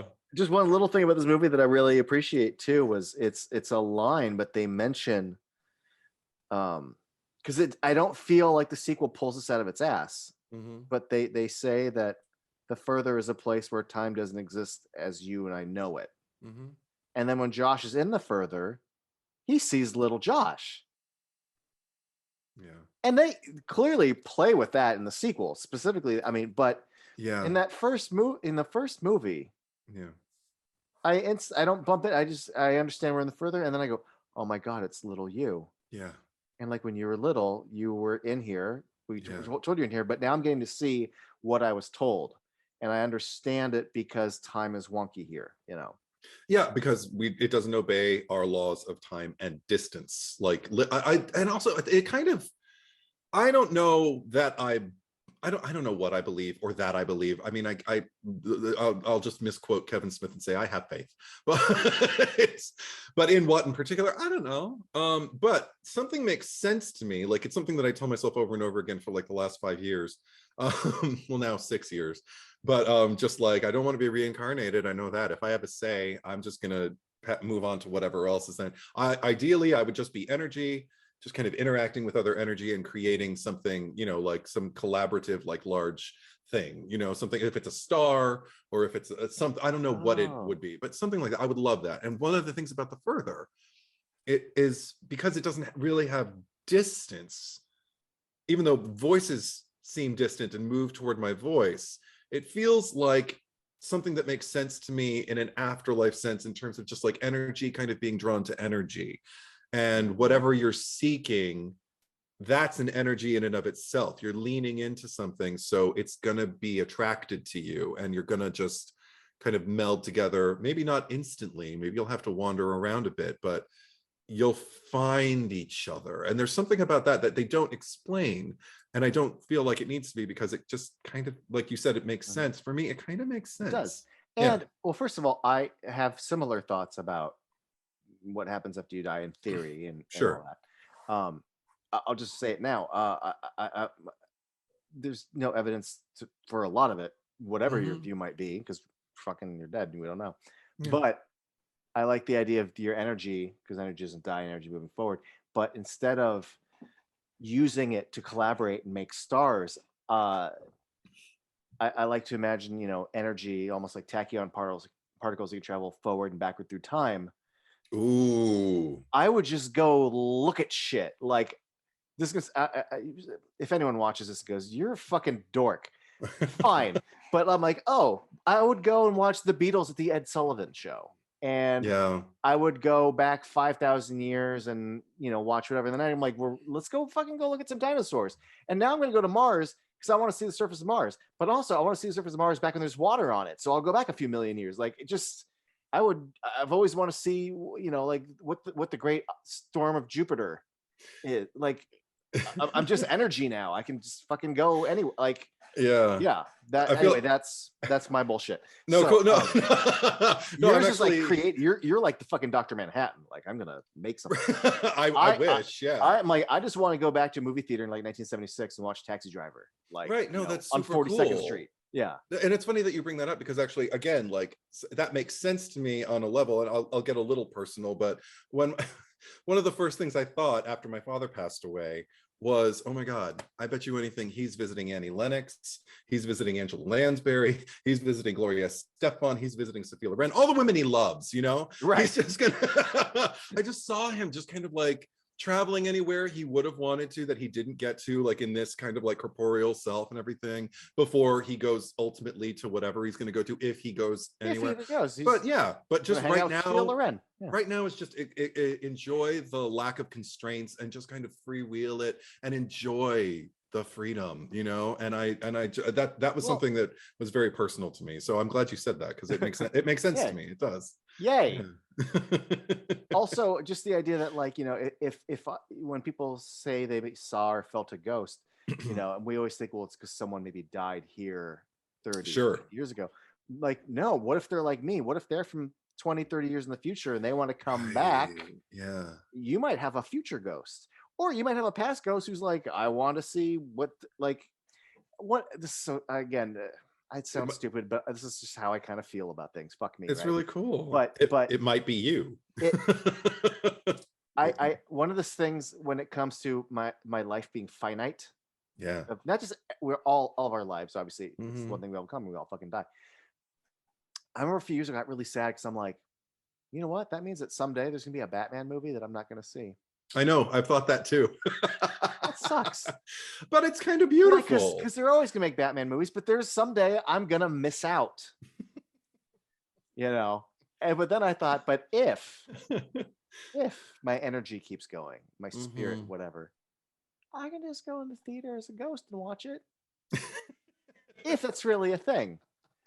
I mean, that's why ghost lights exist in live theaters, like on Broadway and around the world, is just, if there are, there's still parts I want to play, then, then here's your light and you can perform it, like what, all wee hours of the, or whatever you want to do. Yeah. But I hope, I mean, again, like, I don't know. I mean, I guess it depends on who you are and like what your predilection is in the afterlife. I would assume, I'd like to think, like, this is what I would like to believe more than anything else, is that whatever you believe happens to you. Oh, it sounds lovely. Yeah. So if nothing happens, if you don't think anything happens, you're done. Nothing happens for you. You're cool. Well, that's the sad thing, is I think realistically, like, the lights go out and you're done. Okay. Well, but that's me being realistic about it. The okay. fantasy is, and the fantasy is still rooted in just the basic idea of energy being transferred from one thing to another. Yes. Yes. Energy doesn't just stop. You know, Mm-mm. it it's something as simple as like me hitting this statue and it falls, and when it hits the ground, like anyway, Sure. anyway, I know. going back to Insidious. Yes. Good Another movie though. If we're delving this deep, good uh, content. yeah. Another little thing this movie did that I like, when I like to pretend, because I don't believe in the ideas of heaven and hell, Yeah. but when I pretend to indulge the fictional ideas of heaven and hell, Mhm. one of the things I like isn't so much that heaven is here and hell is there, and that they're places or even alternate realities, Yeah. so much as they are different dimensions layered on one reality. We just can't see it. But heaven Mm. is here and hell is here. It's just a frequency that we're not on. And Mm. I remember being so excited when I saw Constantine. Mm. And have you seen Constantine with Keanu Yeah. Reeves? Yeah. Yeah. When like he goes to hell and you just see our world kind of go whoosh. Yeah. And now he's just walking through the same city. It's just hellish. And I'm like, I don't think I've ever seen anyone do this. I've thought about this. I've never seen it depicted before, and I like it. Yeah. Yeah. And I feel the same way about The Further, in that, Mm. and he doesn't instantly, but he instantly wakes up in his house, but he goes out into The Further, and it leads him to like a fog, and then I don't know if it's the same exact distance where it's the exact same geography only in the further world, or if it's a more nebulous sort of a shorter distance, a longer distance, and it just gets you there. But this idea of it's the same house, Yeah. it's just furtherized, and look at these occupants, and look at this fog, and look at this lighting, and it all feels different, but it's the same because it's a layer. Yeah. It's the attic, only now there's a red door. It's all Yeah. these spaces, and I just really appreciate that, because that's a thing that doesn't get explored enough, but it's a thing that I think about a lot, which Yeah. is same space, different planes. Yeah. Which is also like why I think it's such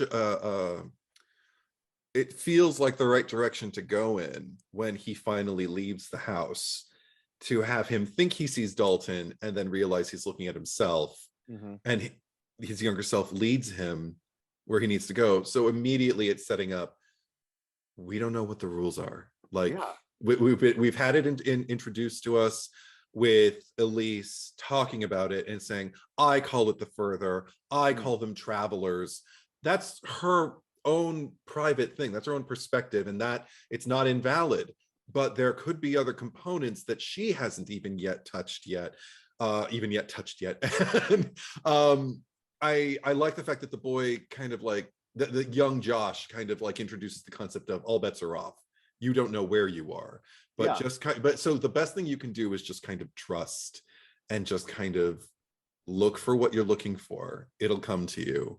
And there's a strange Zen peace I get from that, even though where you go can be terrifying because other spirits can be housed there, and once they realize you're alive, if they're attracted to your light, as it were, or just your energy, your force, your charge, whatever you want to call it, they may bum rush you. You may have to push through non-corporeal bodies to get where you're going, and that's also, it's just the unknown. It's all very it's also very astral projectory to me, because you're there, but are you?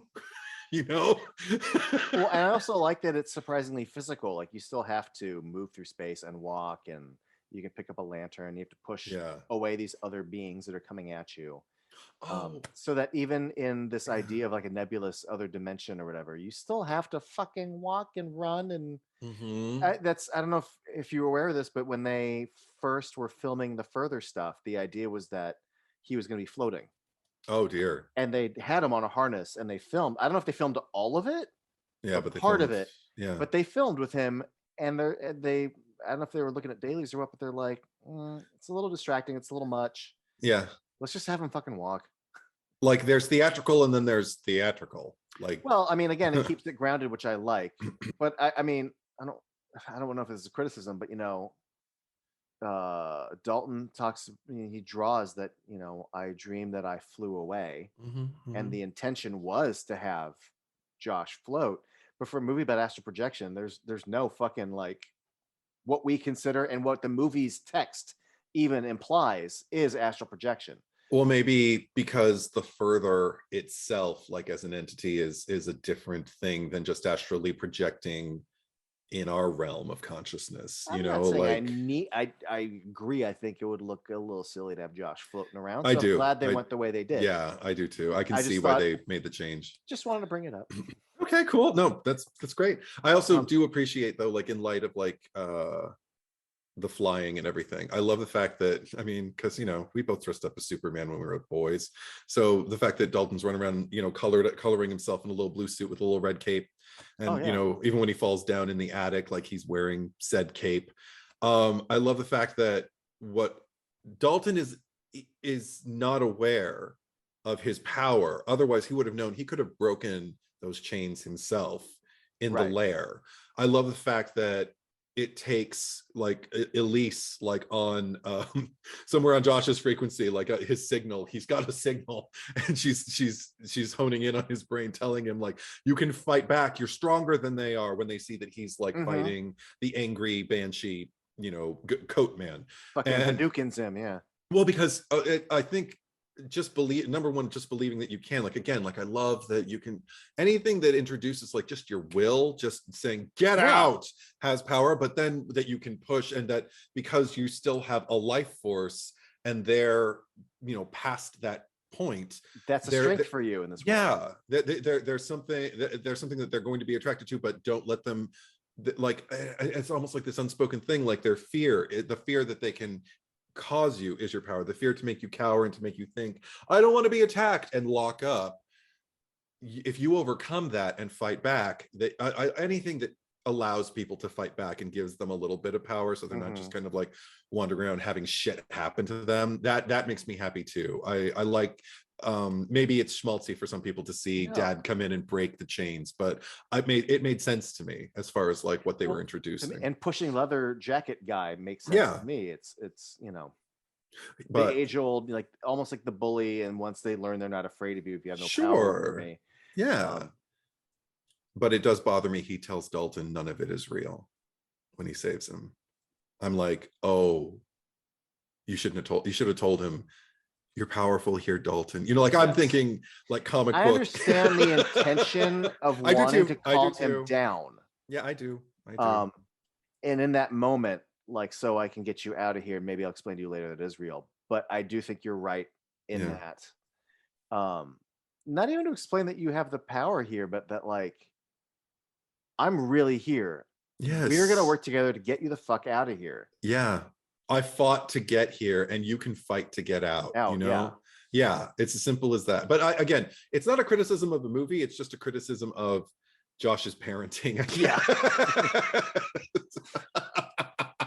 Did you notice when he was staying in his classroom after the bell rang, there was a Billy on the chalkboard behind him, and then when he wakes up, but then when he wakes up, there's no Billy on the chalkboard anymore. When he wakes up and it's night and he has to go home, no more Billy. I loved it. I was just kind of like, I never noticed that. I noticed it the first time. I just noticed, like, you're talking about what you're judging his parental skills. I'm judging like, how many of your students are going to detention? Shit, man, get a better grip on your class. James Wan has to go to detention twice. Yeah. And maybe the only other implausible thing for me is just like at the very end, sound, like we've played with time, distance, and sound, but now we're back in reality. So the fact that he is killing Elise, or not he, but the Josh body is killing Elise, screaming, why? I've never been in a house where someone can be at one end in the kitchen, like screaming, why, and I'm just a few rooms away, maybe just a room away, but I'll give them a few rooms. We don't know the exact layout. Like, he's it could be yelling though. He is yelling. There's no TV on. Yeah. If they had music playing in the kitchen or something like that, Yeah. or the garbage disposal was on, anything, like give us some, some reason for them to not hear him scream until, the crucial moment where she has to go and seek out, like, what happened, and find Elise, and oh my God. And of course, I always just think like, no, Elise, but I love her. She's cunning right to the very end. She knows to take that damn picture. I love it. Me too. It gets me because I don't like the Black Bride lady. She's my least favorite. She's the one that haunts me. I don't like yeah it. yeah I don't want to talk about her anymore, but I will say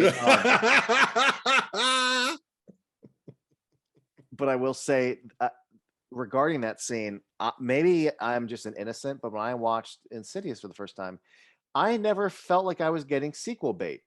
No. I really just thought, like, here's our tragic ending. Like, we got the kid back, but at what cost? Remember that ghostly old lady? She got Josh. She got Elise now. And, like, your family's doomed. Like, I'm like, oh, shit. I can imagine what's going to happen next. Oh, no. I never felt like, stay tuned for a sequel. Not at all. I just thought, you're doomed. Fuck, you're doomed. Yeah. It's a horror movie. You're next. Yeah. And I'm just gonna make noises. It bothers me because if ever there was anyone I would want to Nancy Thompson and turn my back and just say, you're nothing, you're shit, I'm not gonna look at you. I'm not gonna get in your face and scream at you and ask you, what do you want from me? I don't care what you want from me. You're not getting it. I'm gonna turn my back and I'm just gonna walk the fuck away and take away all my. That's why she's my final girl. But I can't imagine what would possess someone to do that, whether for whatever reason, whatever motivation. I guess I can understand it, like some people are just wired that way. I'm not wired that way. I would never. I'd just be like, there's one more. I'll keep running. I'm gonna get in my body. I'll see you soon enough, I'm sure. But especially now that I've seen you. Yeah. I'm gonna see you in my nightmares. Right. So I'm get me back in my body. Get me back in my body. And also, you want to talk? I mentioned this before, but you want to be critical of Josh as a parent. Oh, go, Dalton. Go, just run to your body. What a shit ass failure of a father in that moment. He does his best, I guess. Yeah. I like that neither one of us would do that if we had an old lady. And if I was like carrying my dog, I'm gonna take my dog all the way to the dog bed. Yeah, put the dog in his dog. Put the dog in the dog bed, and then wake me up, belly. Yeah, wake me up. No, I think the last major thing I just want to give some. I just want to discuss the lipstick face demon for a bit. Okay. Only because I think it's such an interesting design. Yeah. And I can understand how anyone would say, well, that's not scary. I go, well, it's not scary to you. Sure. Different flavors. The fact that he is so humanoid, he is like 80% man, but then has hairy hoof feet, but then also has this crazy eyes. Yeah. And this kind of borderline kind of stupid hair. But these claws that make the nastiest noise. Don't. I can hear it. Right? Oh, this clacking. When Josh and Dalton look up and he's just against the fucking window, and just any, like, the digital extensions, like I like the tongue, anything that feels I'm looking at a man, but that's not what a man can do. Yeah. Works for me. Really works for me. And just leaps down this goofy idea made practical. Because sometimes goofy ideas that are made practical maybe don't always work. Random example, but like Super Shredder, Ninja Turtles 2, Just feels like a stunt guy, like in a big foamy suit, yeah. knocking over things. He's not intimidating. He's not scary. It's just a big goofy thing. And sometimes that can really work. And when we have a close up of these hooved feet walking on like the wooden floor, I'm like, oh my god. Like it's not just a wide shot. Like I could see it's fucking hooves. The hooves. Don't Cloppity please. clop. That's even worse. That's even worse. Getting that in my head. Talk about Insidious. I don't want. No. I don't need no Freddy got fingered. Man, that. No. I promise I'll stop. Thank you. I mean that first reveal behind Josh's face. Yeah. It's great. I saw it in the commercial, and it still fucked me up when I saw it in the movie theater. Yeah, I didn't see it in the commercial, so I didn't know that was coming. I will never forget when I watched this movie with Tracy. And when that happened, she was like, "Blah!" Yes. Awesome. It's terrible. Oh. I just want to address one little thing, and I want to give credit to her. Yeah. But after the movie, we threw on some of the bonus features. Oh, yeah. And that's when they referred to him in the bonus features as the lipstick face demon. Yes. And she's like, wait, the what? Yeah. Because up until that point, it just is red. Yeah. And Dalton refers to it as, it's got fire. The one with fire on its face. The face like fire, yeah. But Tracy kind of, I don't want to say she ruined it for me, but she's like, lipstick. So like, in the further, is it going to to Rite Aid and like buying the cheapest lipstick it can get, and then like, and I'm like, I don't know. To me, it's already. I don't bump into it as much, only because his lair already has a record player and marionettes. So why can't he have the other lipstick existed when marionettes were invented, and when the phonograph was invented. Here's the thing. Yeah, whatever that red is made of, fucking works. It does. But I do find interesting that it's the composer, right? Yeah.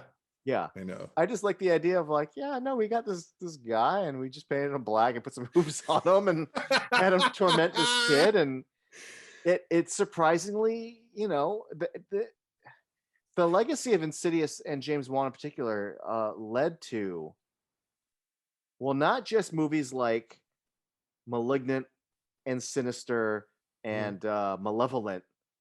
Or was it Malevolence? A lot of adjective movies, but also a lot of movies that follow this formula of like kind of like very simple little demons and stuff, and like, I think, was it like Annabelle Creation? But there's a lot of movies that have like, I'm a guy and I got some horns and I'm in black, and it's man, I'm just like a nun. Man. That would have been funny, actually, if he'd just been up there behind the bars just going, I kidnapped your little boy and I'm gonna keep you here too. Or when Elise is describing him and they're drawing, we see the drawing, he's just up there going,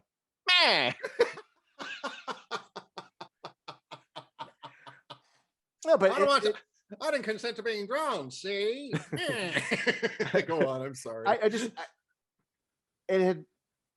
It showed what you can do, like, as a shortcut to create something without the darkness or Freddy Krueger makeup, or and you don't have to linger on it too long to be effective. And I feel like some movies kind of took the wrong lesson from it, but this first one is pretty damn good. The only thing I find sort of, because then we'll get into chapter 2 on the next video, but like, I like that the chapter 2, the most recurring villain in that movie, besides the Black Bride, is this like lady, this mother, and they don't try to replicate lipstick faced demon at all. Props to that. And then the third one has its own kind of design, so I respect that they never kind of go back to it. But isn't it kind of interesting though that they the lipstick face demon seems to be like the villain of the movie, right? He's going after Dalton. We see the little handprint, right? And then Dalton just goes in his body. We don't even fucking see it. Like, it's just like, fuck it, it's done. We spend more time going back to Josh and his bullshit. I never really noticed it until this viewing 12 years later, that I'm like, oh, you just kind of abandoned your villain and didn't do anything, did you? Everything else is so good, I didn't even notice. I mean, I wouldn't put it that way exactly. I get what you're saying. I get what you're saying. I get what you're saying. I don't need to see you defeat him. No. Doesn't need to happen. But he kind of chases Dalton down the hall, and then that's it. We don't ever fucking. I mean, the fact that Dalton's like running, and then like he's like looking through the doors, like, oh, I haven't been in this house. Like, I don't know. You know, so I'm like pushing this door. There's nothing in there. Open this door, and I'm like, oh God, no. It still works on me. And then the fact that it's probably the most CGI that the film looks ever when he's on the wall, but it's still. I don't like it. You're in the further, so it can look any way it needs to look, and it's still very effective for me. Yeah. But the thing is, like, I'm just like, run, Dalton, run, and there's so much happening, and it's all on an incline. Like, it's just like, oh, and they're in the house, and I'm on the ride. And also all the people are like manifesting now and crowding Josh's body, and there's like, keep the light on Josh and call for Josh, and it's like, now we have a time constraint in this world because these beings are in our plane, and you know, the world of the dead is mixing with the world of the living. It's a ticking clock. I don't like it, and I'm scared. So no, it's a good ticking clock ending. Yeah, I think so. In a movie that has a grandfather clock in it, so it's appropriate. And talk about the ending, like, again, giving me exactly what I need and what I never wanted at the end credits, at the very end of it all. There's the bride with the candle, and just, and I'm like, I didn't watch it this time. I remember I was sitting there just kind of like, is there going to be some kind of like tease for like a sequel or something? Because I would have liked, I don't know. I just want to know, what are you going in a direction or whatever? Is there something? And then there was something, and I was like, in the theater, you know, the first time waiting for it. And then I was like, I really didn't need that image in my head before I go home. Like, she wasn't already going to be there, but now she's like super there. They're just kind of like, hey, remember that thing you don't like here? And I also have to say, like, I have to commend this movie because I am scared of every single ghost that gets introduced. I am. They all work on me. I don't. Yeah, that's all I'll say. I don't want to talk about it anymore. Okay. I don't want to disagree with you on any of them because I don't have to talk about them. But no, I mean, it's fine. I just like, God, it's like, it literally. I mean, like, my body chemistry is shifting now, just like remembering them. And I know I said that if you're at home and you're enjoying your, now we're gonna talk about it. If you're enjoying your quiet space at home and there's like a little kid running through your house, I'm like, fuck that, because what are you capable of? If that's all he stays doing, I'll play fucking tag with you. Let's go. No. Because I don't know where it's going to end, and I don't know when things are going to turn. Like, I don't trust it. I don't think like, oh, see, you're like, oh, but he just wants to play tag. Come on, let's go play tag. Like, Giancarlos, you do not know from whence you are like interacting. You don't know like this could be the lure. It could be a siren. You don't know. See, he's like, we play tag, and now look at this knife. Let's play tag with knife. Exactly. You know, like, sure. I don't know. Yeah, I ain't playing with fire. He seems nice enough to me. He likes Tiny Tim. I will tiptoe through the tulips with him. I was playing like my jazzy, folky, you know, rhythmic, kind of like casual beat. I had like my vibe going. I was maybe going to paint a little, or, you know, I'm Renee in this. I got that. Yeah.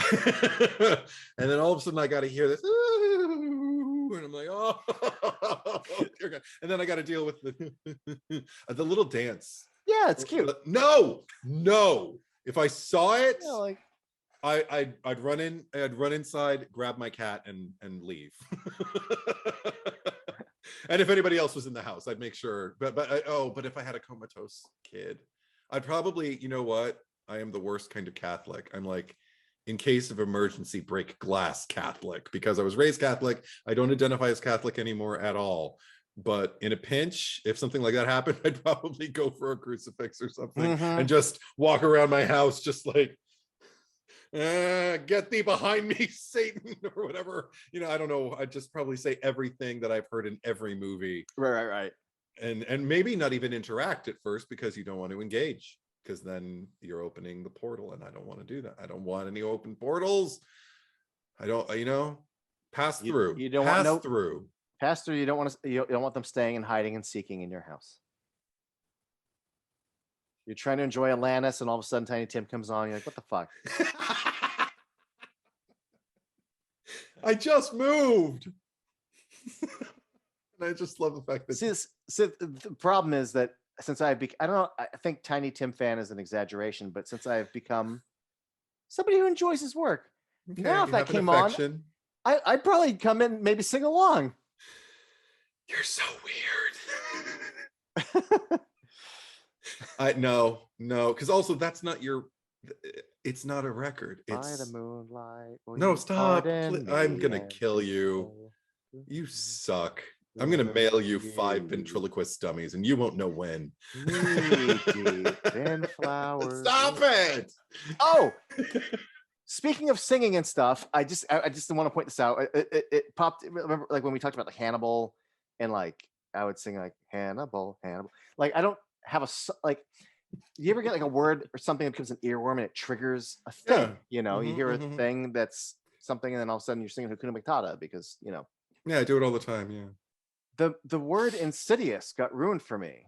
So that every time the subject of Insidious comes up, yeah, or I just like if I'm in the mood to watch it, I was like, I'm gonna pull this off the shelf, and I saw the words, and I just thought, I'm the oldest and the wittiest and the gossip of New York is like the city is insidious. Like I always hear fucking Hamilton, the rhyme.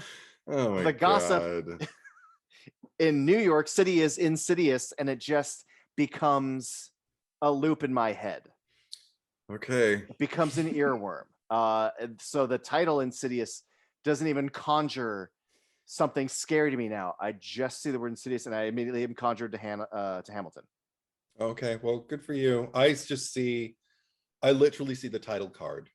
And I hear the music, just like. I'm so happy I don't. I'm like, now I get to hear, yeah, satisfied, right? Yeah, it's imprinted. The damage has been done. It's just, it's occupying space up here now. So no, I had Darth Sidious, Insidious, New York City is insidious. Like, there's been a flow.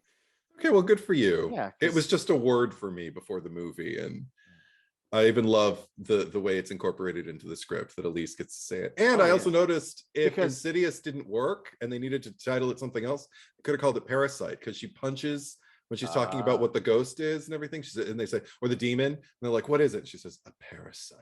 And I'm like, that would have been a good, Parasite wasn't out yet. It could have been. Joon-ho have to come up with a whole different, Yeah, and if we're gonna look at like all of these ghosts like trying to invade like the vacant body as parasites, If I remember correctly, I think one of the trivias I heard, it's been like 10 years. The movie was originally, the script was The Further, and then it became Insidious. Yeah, The Further's not scary.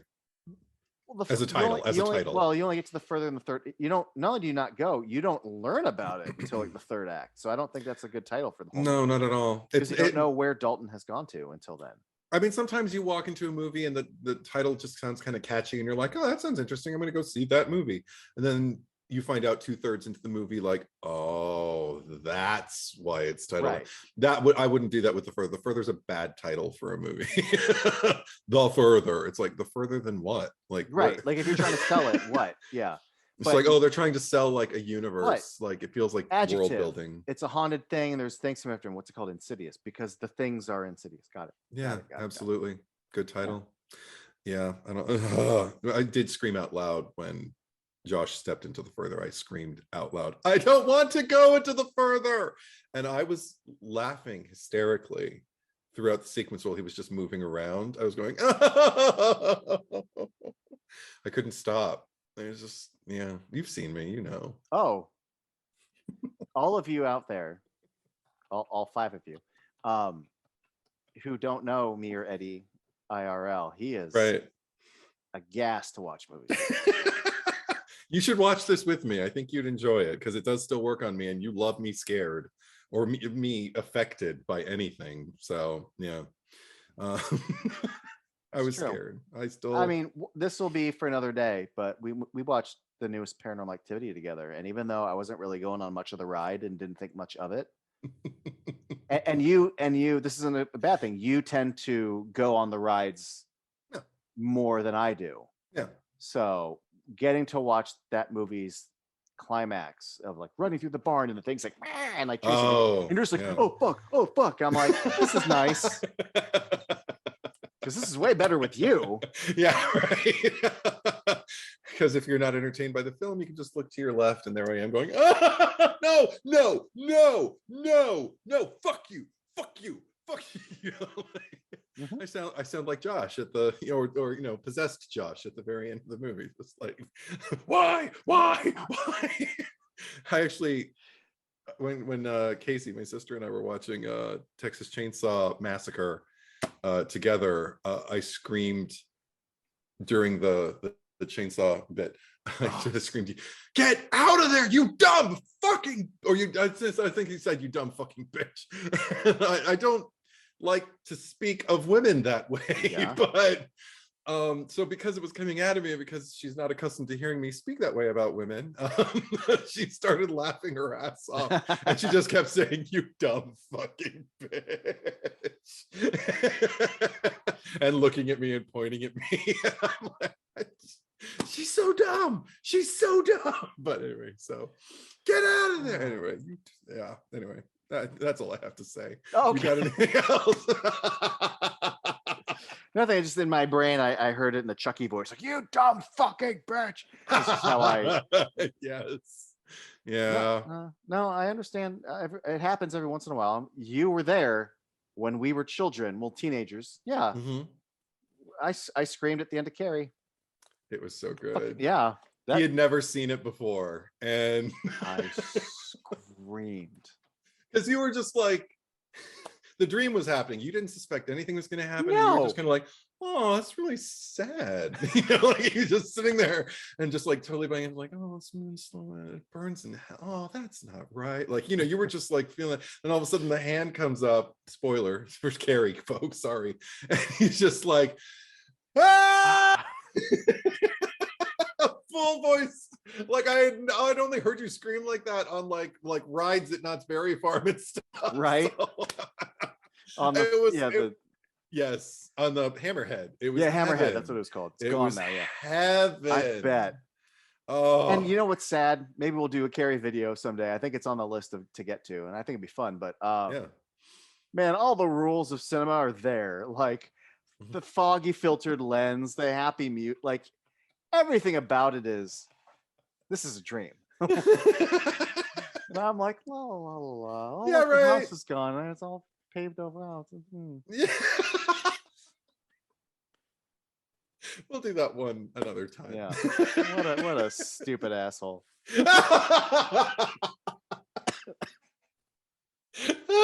That's what I'd shriek at you if you were in a movie watching that movie. You stupid asshole. Stupid asshole. And Casey would be laughing. Yeah. She'd be laughing, and so would you in a weird movie within a movie within a movie. Probably would. Fractured reality. I'm a stupid asshole, aren't I? Have you anything else to say about Insidious? No.